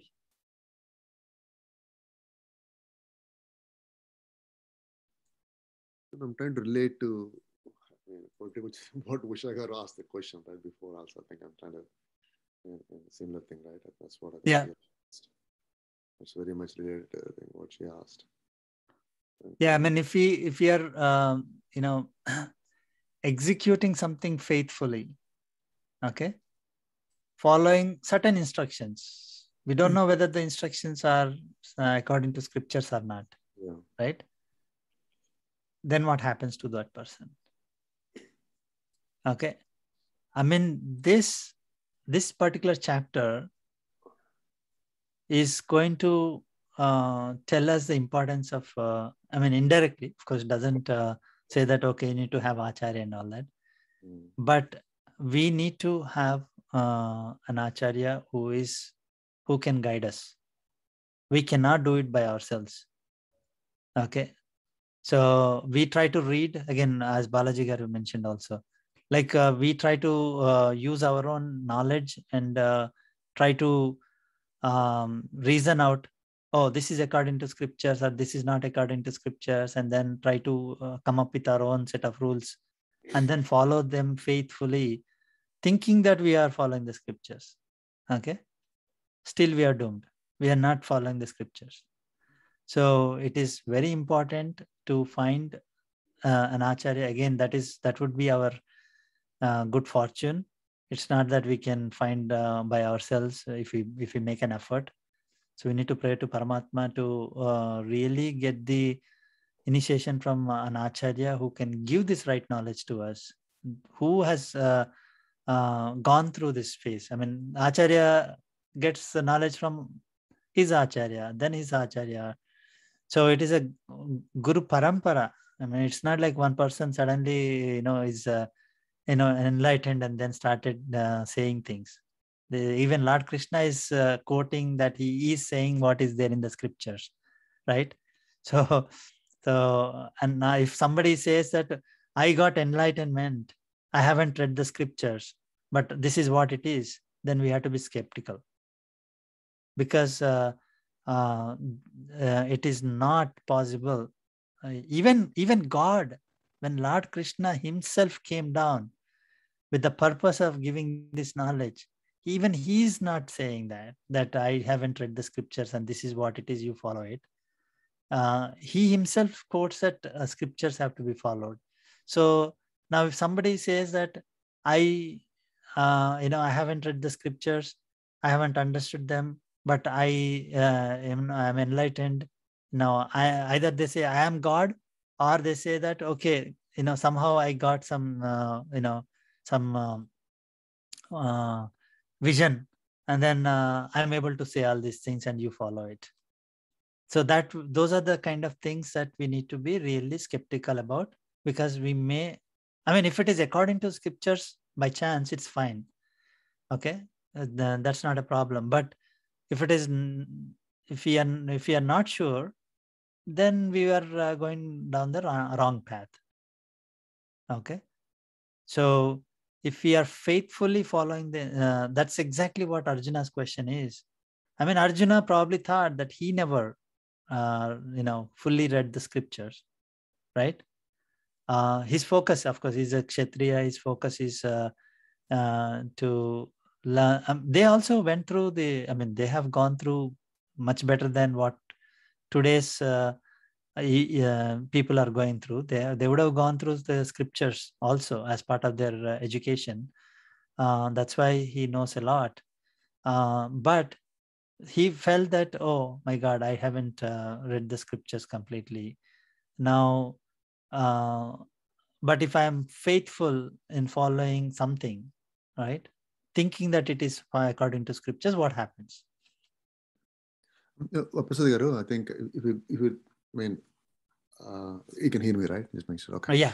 Yes. Okay. Now, so we were very fortunate to have yourself, Swamiji, right? I'm just thinking, normal, daily life, it's hard to, how do you even judge, right? When someone is telling something, right? It could be an acharya, right? You keep some acharya, because you have nowadays you see the acharyas, right? I think they're teaching Bhagavad Gita and pretty much, I'm not saying they're doing something wrong, but how do you even judge, right? I think, it is a tough kind of a thing. I don't know, maybe it's more, maybe because of sattvic quality, what you have, you will know whether that person who is speaking is speaking the right thing, or it's tough, right? Yeah. No easy way to judge someone, say, oh, this is right, and he's saying something from scripture, the other person is not saying something, unless, because I don't know what is in scripture, right? Because I haven't read Vedas, I haven't read any of them, right? There is no, right? And I feel like it's very hard for a common man, someone to judge, right? I think there's so exactly much. That is the reason why we should be blessed. So it is a blessing for us that we can get the knowledge from the acharya who is giving the right knowledge to us. While we are going through this particular, let us say a normal person. Let's take an example. Normal person, he believes in somebody who says, okay, start following these things. These are in the scriptures. Now, once we start going down that road, in that journey, in the middle, if we find that, again, it would be a blessing if they find out some conflict in what they understand from what the acharya says. Okay, who claims as acharya? Yeah. Okay, we see, again, Kali Yuga. This is Kali Yuga. Somebody they want to make a quick buck or become famous. They say I am God and all that stuff, or they like just follow this and give their own interpretation to become famous. They want to become famous, not that they want see. It is again, see, we can, it's like a litmus test. Again, this is from my experience, I'm saying, litmus test, right? Is we know something for sure, whether it is an acid or a base, right? In chemistry. So there is a test for like, if you can see that, I mean, is the Acharya trying to promote himself or promote his Acharya? Or the Acharya, and promote his Acharya in the sense, the Guru Parampara. Okay. And what is the focus? The focus is the scripture, or focus is himself. Okay. So these two very, very, very clearly will tell us whether we can proceed with that Acharya or not. Who claims as Acharya? I mean, so if one is promoting himself, not Paramatma and his lineage of Acharyas, it's a negative test. I mean, you know very clearly that what we are getting is not the right, probably not the right knowledge. Okay. But even that one is hard to judge. I mean, I think now. Yeah, you're right. You're right. I mean, that's why we need to be blessed. Yeah, it's not. Yeah, I mean. So maybe we'll start the journey where we will probably be there a little bit. We may get some knowledge which is according to scripture, some knowledge that is not according to scriptures, and we may clear of some karmic bondage, and then we'll be, taking birth at a upper, higher level, where we will again get the initiation from an Acharya, this time who is having authentic scriptural knowledge and give us the scriptural knowledge. One more thing is that is it just what they're saying, or they're practicing also, right? I mean, we can see, of course, we normally we cannot see somebody who's saying, let us say again in the YouTube, we see all these lectures, right? We don't know how they're living and all that, so it becomes difficult. So it is always important to see.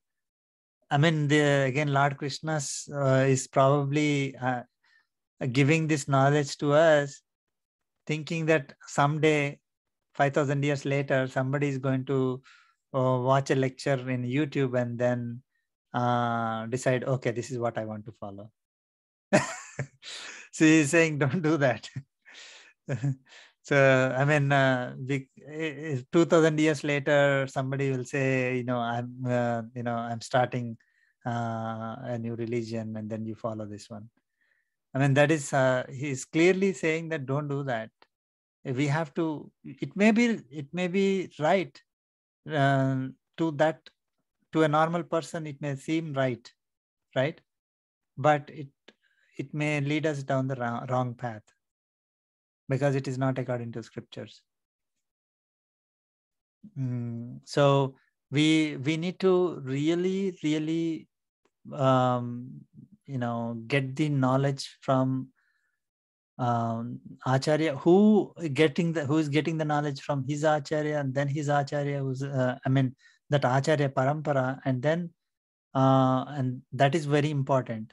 If you don't have that Acharya Parampara, then somebody starts claiming that, oh, I read Bhagavad Gita and then this is my understanding, you do it, then it is little bit, we need to question. Even though it is Bhagavad Gita, we have to question it. Because as I said, right, like we are not at a stage where we can simply read and understand and explain. We need to get the knowledge from Acharya, then only it is authentic. Now again, that Acharya should have got it from another Acharya, and then so that is a Acharya Parampara. That's why Vande Guru Paramparam is very, very, very, very important we need to pray to the Guru Parampara every day morning. So, and it goes all the way to Lord Sriman Narayana, right? So they start from there and ends with our Acharya. Or it's, if you are looking from from our Acharya and upwards, then it starts from our Acharya. It should go all the way to Lord Sriman Narayana. If someone says, "Oh, I'm an Acharya," and then and we believe that person, and then start doing whatever they say, then we could be doomed. Because they may be claiming something which may not be according to scriptures, because they never learned.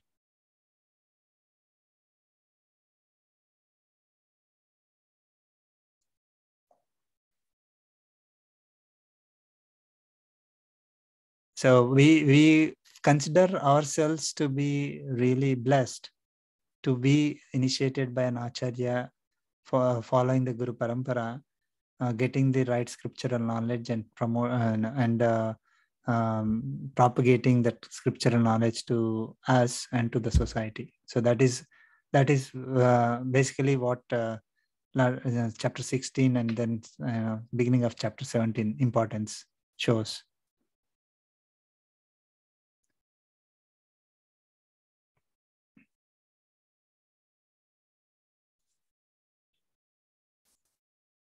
Okay. Okay. Sure, yeah. Sure. Yeah. That's good. Okay. So second sloka.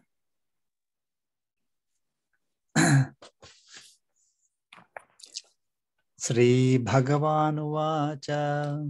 Shri Bhagavan Uvacha.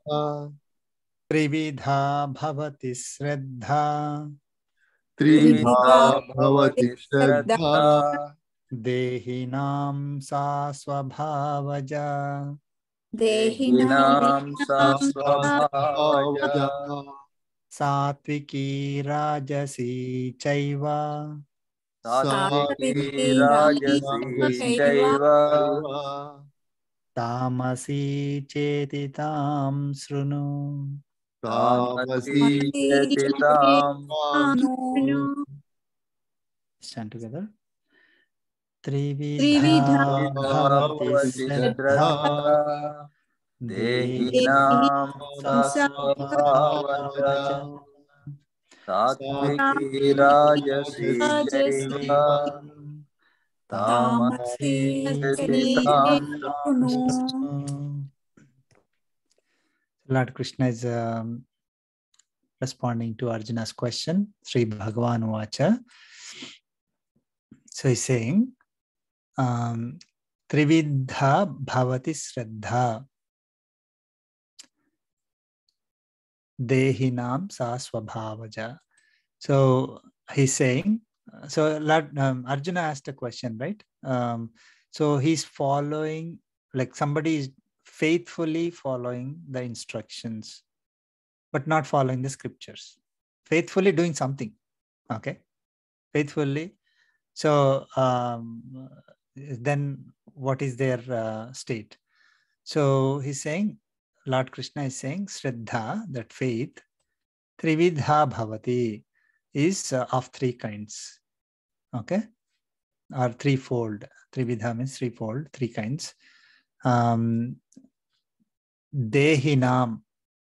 So the Shraddha of the Dehinam is of the embodied beings, of the people, okay, is of three kinds. Sa swabhavaja. So that is that faith, that faith is swabhavaja, comes naturally, whatever comes naturally, right? So born from the natural disposition, okay, or taste. So, like somebody is really angry, let us say. People say he's naturally like that only, like, Like he's always angry, or somebody is naturally always peaceful and calm. So his svabhava is like that. Is naturally like that. So that is that. So that faith is born from that natural disposition of that person. Okay. So what are the three Shraddhas? Three kinds: Satviki, Rajasi, and Tamasi. Okay. So the three kinds of faith are Satviki, Satvik, Rajasic, and Tamasic. Okay. And he's saying, Ititam Shrunu. So listen to me. Okay. So he's saying, I'm going to explain to you the three kinds of Shraddha, which are Satvik, Rajasic, and Tamasic. They are born from the natural disposition of the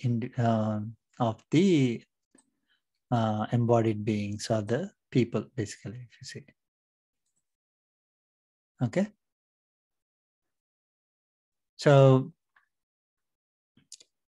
I mean, natural disposition, this Swabhavaja is mentioned here, right? So let us look at that. So we know, like in the previous chapters, Lord Krishna mentioned, right? So we carry unconscious subtle impressions or tendencies or vasanas. Okay. So from our previous births, we carry certain tendencies with us. Okay. So these vasanas, they create particular taste or liking or ruchi. These are the words that people use: ruchi, vasana, like that. So vasana is something that is coming from the previous births. And then that in turn generates some kind of a taste or ruchi, or I want to get it, I want to experience that. That kind of thing will come, right?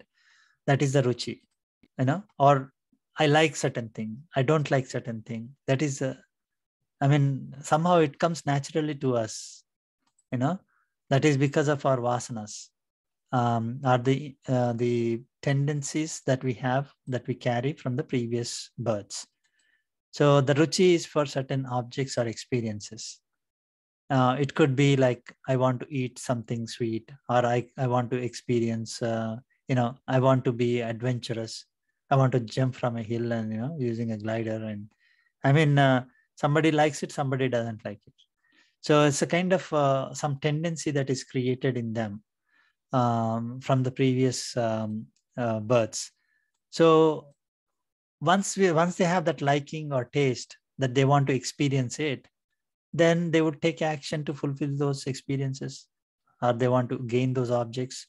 For example, I have a tendency, I want to,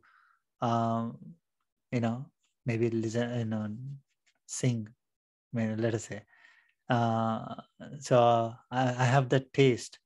So my actions will be to learn singing and practice and all that, right? So that is that drives, motivates us, or it's a driving factor for us. So this is where the definition comes: faith. If an action is earnestly undertaken, I don't know how to say it, with belief that the desired object or experiences will be fulfilled, then it is called faith, Shraddha. So I'm taking a particular action with the belief that it is going to lead me to that whatever ruchi that I have, that I want to experience. Okay, so that is called the faith. Faith is Shraddha. If you directly translate it, it is a faith or conviction. I believe in something. If I do this, I'm going to become whatever I want to, right? Or I believe that is going to be good for me. So, like then I am going to faithfully follow certain instructions in order to achieve that. So that is the Shraddha. So I have Shraddha in that particular activity. If I want to be a singer, great singer, I'm practicing music every day, practicing singing every day, then I have Shraddha in it. I have faith in it that whatever activities I'm doing is going to give me what I want. And I'm going to experience that, whatever I want, whatever I need to fulfill, that fulfill is a goal or objective, is I want to become a great singer. So that will be fulfilled if I do these activities. Okay. So Venkatraman Prasad Garu, like I know he defined Shraddha, what is Shraddha, faith. But before just reading this, right, I was thinking, the faith in what? Like faith in scriptures is three kinds. That's what I thought. Like, it's not like, that's not what it is, right? I mean, anything is, see, here, this definition doesn't say whether it's scriptures or like anything that is, so we have something that I want to fulfill something. That I got it because of my natural tendency. Yeah, go ahead. So because we define Shraddha as anything that you believe in, for example, I believe in scriptures. So how do I say my faith is like the tamas, three gunas? I mean, one of the three gunas. It is not. In which way it is like considered tamasic or rajasic? Like, what if I do this thing? Okay, belief in faith in scriptures is considered to be tamasic, or if I do that, it is rajasic. Is something like that? Is he going to explain in subsequent? Yeah, he is going to explain that. So if he doesn't have faith in the scriptures at all, then it is neither sattvic, nor rajasic, nor tamasic. Yes. Okay. But suppose I have faith now in scriptures, for example. Yeah. So how do I know what is my quality? Yeah, that is what he's going to explain. Okay. The entire chapter. We'll wait. Yeah. So pure Atma does not have the tendencies. We know that, right? So then it will not have taste. And so there is no need for the pure Atma. I mean, pure Atma in the sense that it is not having karmic bondage. So it is not going to take birth in this world. It's going to, it's liberated. So basically, imagine if the pure Atma is there in this world, not affected by the gunas. There is no taste for it. I want to achieve something. There's nothing like that. So that question would not arise. So if otherwise, this Atma, which is having karmic bondage, takes birth in a particular body, which is having the three gunas. Now, we know that these likings are, these tendencies are based on the gunas, right? So they become the attributes of the Atma due to association with the body, which is having the three qualities, sattva, rajas, and tamas. So when the Atma takes birth in a particular body, I mean, takes birth in a body means the body takes birth. Atma, there's no birth or death for Atma. So when Atma enters a particular body, that body, from the previous births, it is carrying the tendencies. Those tendencies also tend to be the sattva, rajas, and tamas tendencies. Now, right? I mean, non-divine quality person takes birth as a non-divine. That's exactly what Lord Krishna mentioned in chapter 16.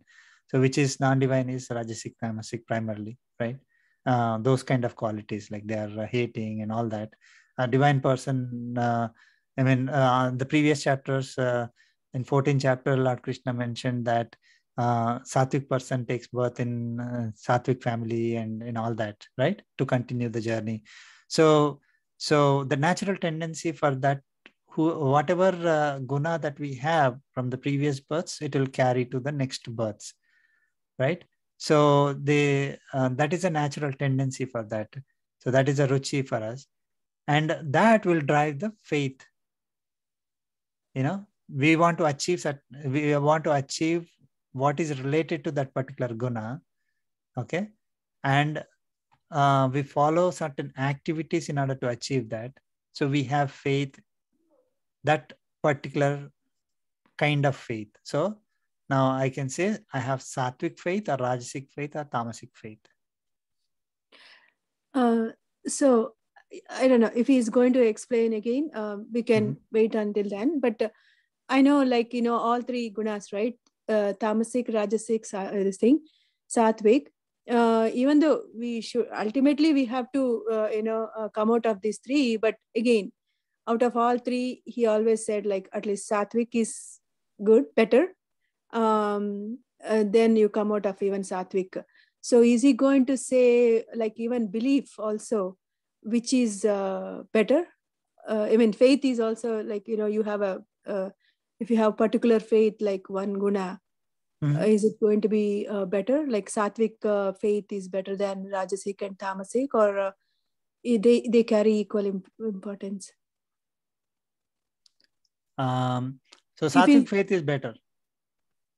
Because it is trying to achieve sattvic, fulfill sattvic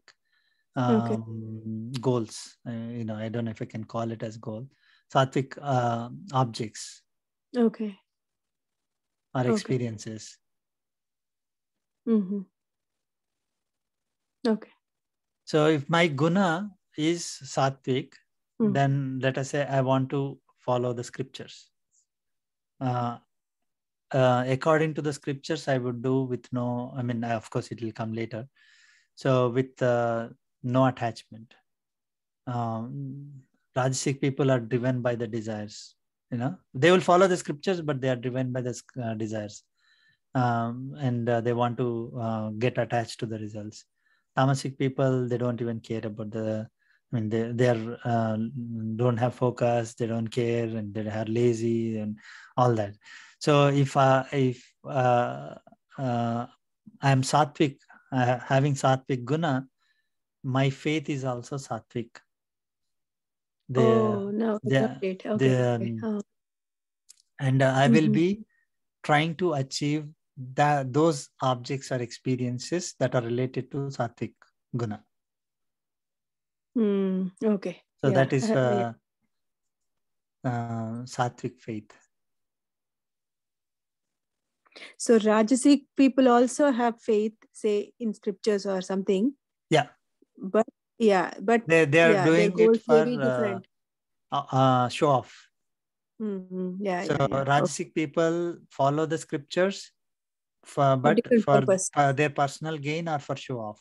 Okay. Tamasic people on and off. So they may not even follow the scriptures, or they're lazy, they're all that.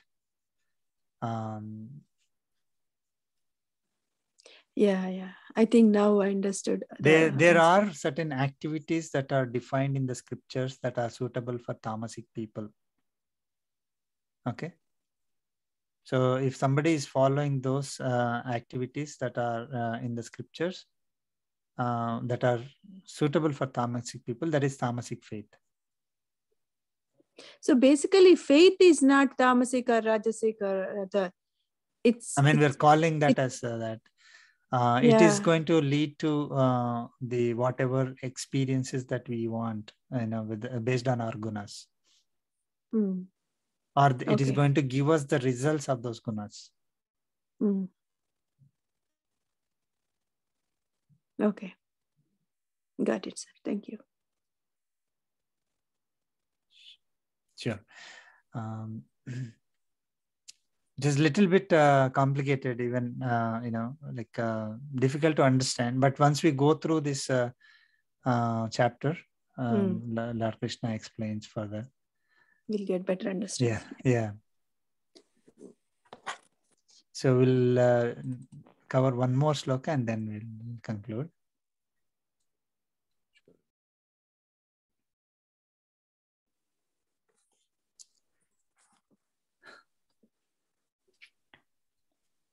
Sloka 3. Sattvanurupa sarvasya Sattvanurupa sarvasya Shraddha bhavati bharata. Shraddha bhavati bharata Shraddha mayoyam purusho. Shraddha mayoyam purusho Yo yat shraddhasa eva saha. Yo Yo yajjhadhasa shraddhasa eva saha Let's chant together.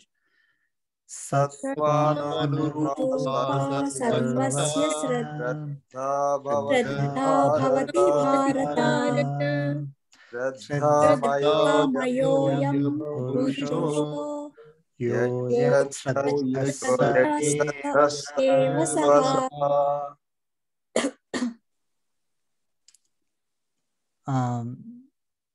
So he's Lord Krishna is explaining Sattvana Rupa Sarvasya Shraddha Bhavati Bharata. So he's saying faith, Shraddha of everyone, the Sarvasya of everyone, it occurs Sattvanurupa, Sattva Anurupa, Sattvanurupa in accordance with the internal organ of perception or mind. So sattva here doesn't mean the sattvic guna. Okay, sattvana rupa is in accordance with the mind. So faith kind of follows what is there in the mind. Okay, so whatever is our mind saying, that faith will follow. That same faith will follow. Let us, think that way. Okay, I'm just trying to put it in a normal sentence. But the faith is in accordance with the mind. So then he's saying, Shraddhamayaha ayam purushaha. So this person is Shraddhamayaha. Shraddhamayaha is transformation of such faith. It's a little bit difficult to understand, but let us look at that. We'll go through the meaning. And even more difficult. Yaha yat shraddhaha saha eva saha. Okay. So again, this is where, if we definitely need Acharya's guidance to understand this kind of sentence. Otherwise, we may make a mistake, because this saha and saha is coming, right? So one is referring to that person. Okay, yaha saha. Okay, then other saha is referring to that faith. Both are, that he's saying. One is that person and the other one is that faith. Okay, so what he's saying is, whoever has whatever faith, that person likes the effects of that faith.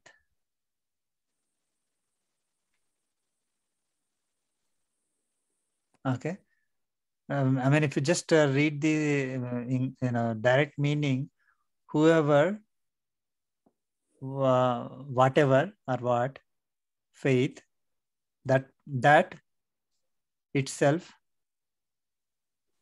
that only, that itself, that. But fortunately, we have the explanation. So whoever has whatever faith, that person likes the effects of that faith. Let us look at that. Okay, so we saw that faith is born from the natural disposition of the body. Okay, so the body includes senses and mind. So the mind is important here. So our body is associated with three gunas that we all know.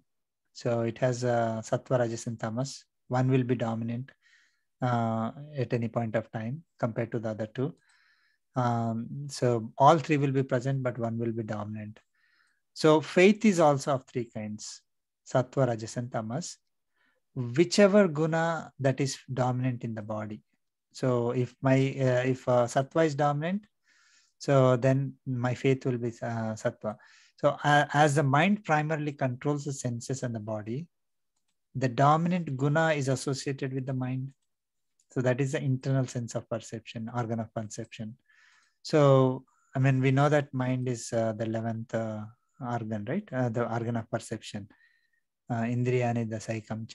So, and that 11th one is the mind, which controls the other senses. So, faith of everyone is in accordance with whichever guna this mind is associated with. If sattva is dominant, then the faith is also sattva, and so on. So if based on what is our dominant guna, our faith will be that. Okay. Lord Krishna is also saying, next is our faith drives us, right? Typically, we based on, I have faith in this, and we start doing the activities according to that faith. So if our body guna, here, like according to the sloka, it is a mind, it is mentioned. But if overall, if our guna is sattva, then our faith is sattva, and we like the fruits or objects of sattva. This is what the second part of the sloka is. If the guna is rajas, then we like our faith is rajas, and we like the fruits of rajas, right? If our guna is based on our birth with vasanas or tendencies from our previous births, I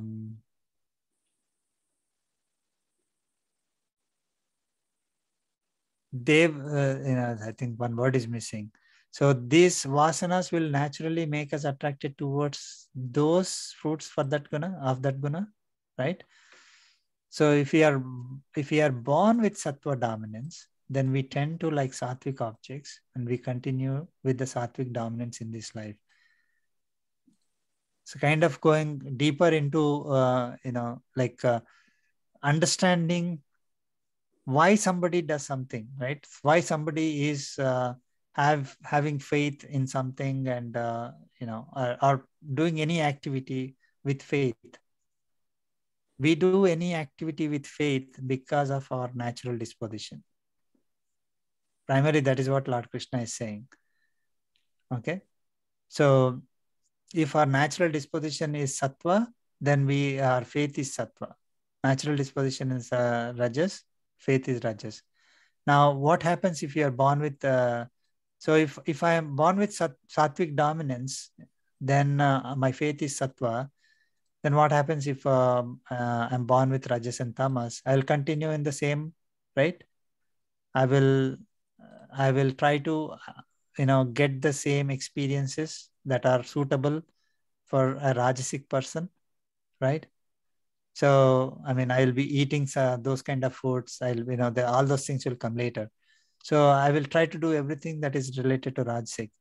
So, but then in that case, what happens? Like if I am continuing in that, then if a rajasic person will continue, if they take birth as a rajasic with dominance, and then they continue in rajasic path, then they will go down and down. Then won't there be any improvement? So it is not necessary that they have to always continue in that path. We will be able to develop sattvic faith by acquiring knowledge of the scriptures and practicing it with blessings of an acharya and surrendering to God. So it is possible. That's the reason why we are getting this knowledge. So somebody can say, oh, I'm like that, right? No, you cannot change me now because I'm like that from my day one. Like since the time I knew, I'm always like this. Don't try to change me. Okay. So that is, there's nothing like it. That everybody can get they can try to get the knowledge. They can try to practice it. It may be difficult, like a tamasic person to go to the sattvic stage. It may be difficult, but it is not impossible. They will, if they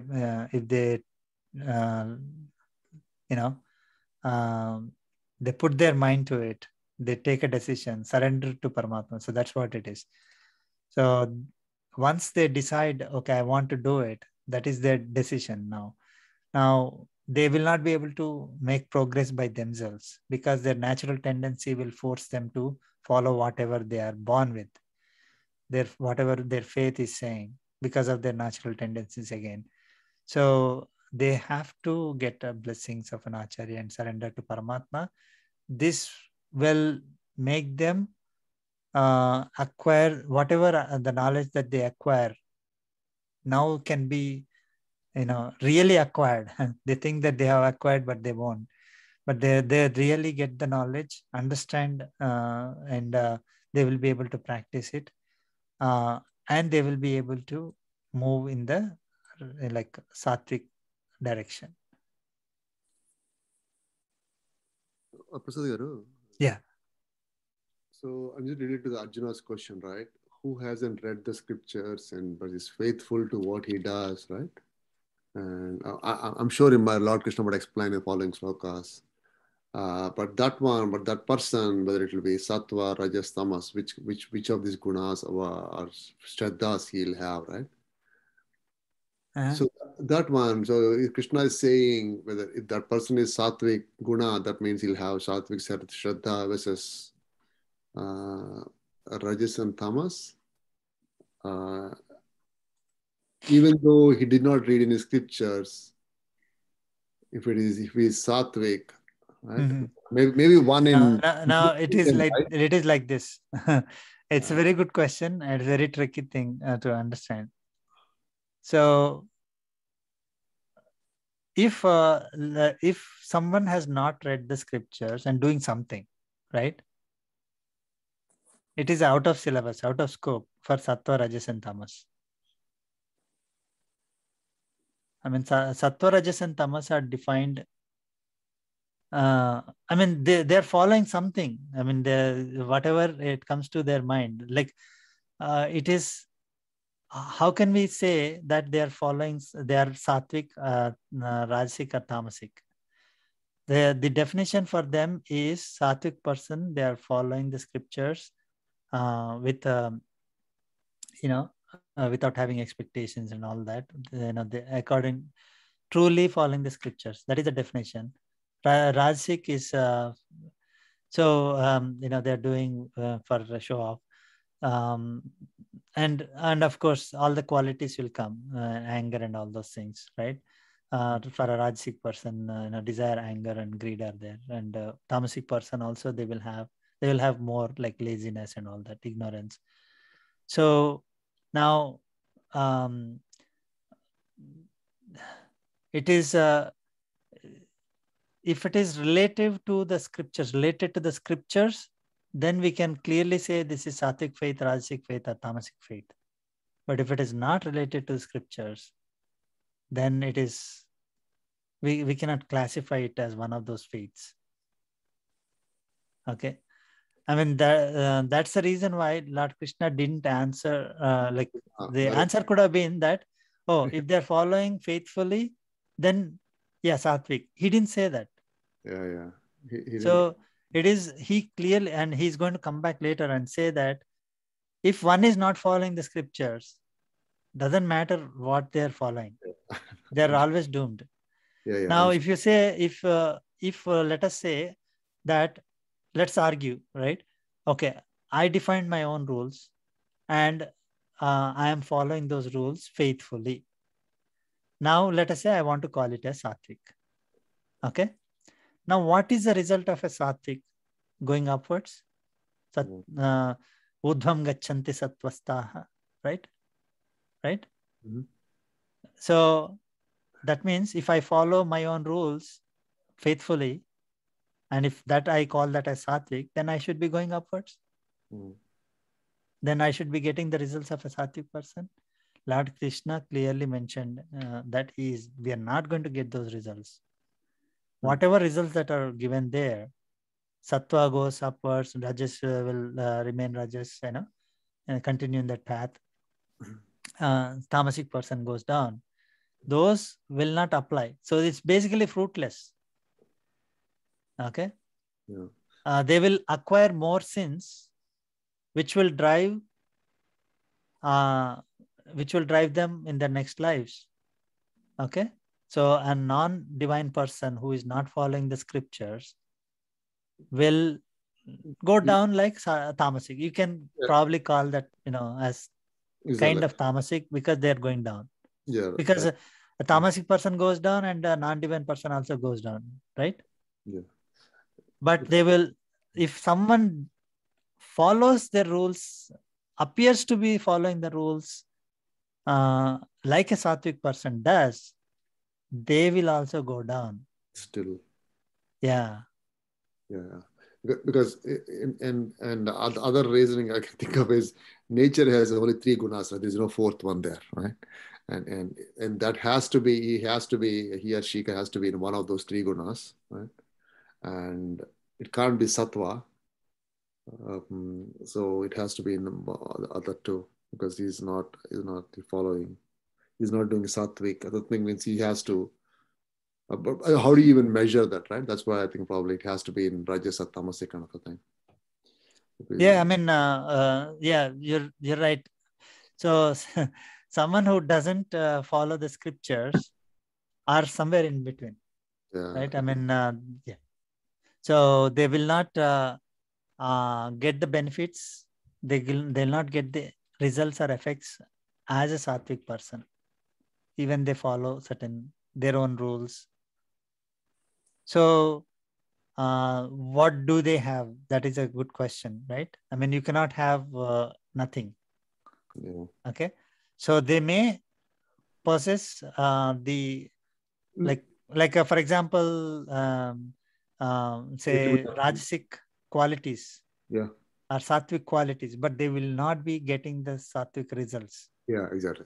A little bit of each they might have some sattvic, but I think it was still, right? The dominance will be probably, that's even if it's a very good question. I mean, we want to do more on that, but Lord Krishna very clearly mentioned, again it will come in the later chapter, that later in the chapter, that if one is not following, then they won't get the results of any of these.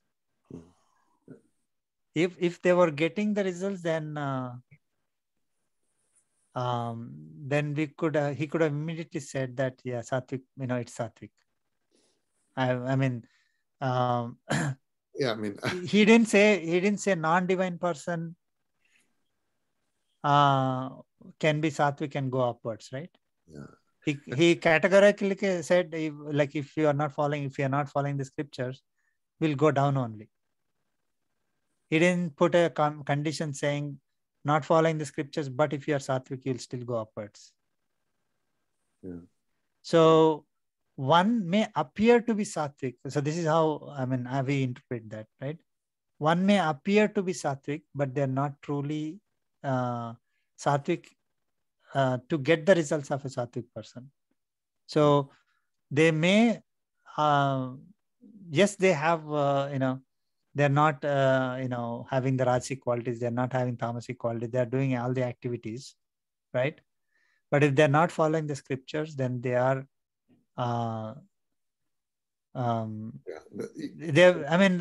it's like this. See, now that we know how to do an activity, we should not be having expectations attached to the result. So we already follow the scriptures, right? That means someone who doesn't follow the scriptures, how can they even claim that they're sattvic? Yeah, exactly. Yeah. It's not possible. They have to be either rajasic or tamasic only. Yeah. No. And a rajasic person also knows scriptures. So if they don't know scriptures, then they have to be tamasic only. Yeah. But it may appear to somebody that it is they are sattvic. Yeah. I hear you. I mean, I know. I mean, I don't think we should. To be frank, I don't even think about that, right? I mean, you can always say that. I mean, I don't think you need to.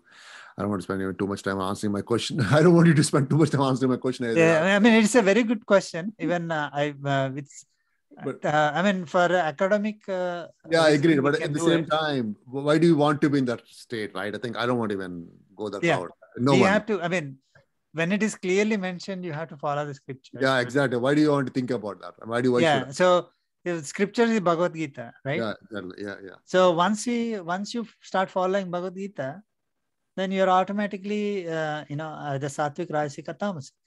Yeah. Done. Just Right? one of this, yeah. If you are not, then we don't know what to call that person. Like it may be something, right? Yeah. Just like some animal, we don't know what to call that animal. Yeah. I mean, it could be Sattvic, Rajasic, or Tamasic, but they will not get the results of a Sattvic, Rajasic, or Tamasic. That's good enough for our. Yeah. I think. Thank you. Okay, Andy. Okay, we'll conclude and we'll continue next week. Sure. Okay. Okay. Thank you. Kayena vacha mansendriyarva buddhyatmana va prakrite svabhavat karomi yajjat sakalam Narayanayati samarpayami Srimannarayanayati samarpayami Sarvam Sri Krishna Om Asmad Gurubhyo Namaha Jai Sri Narayana. Jai Shri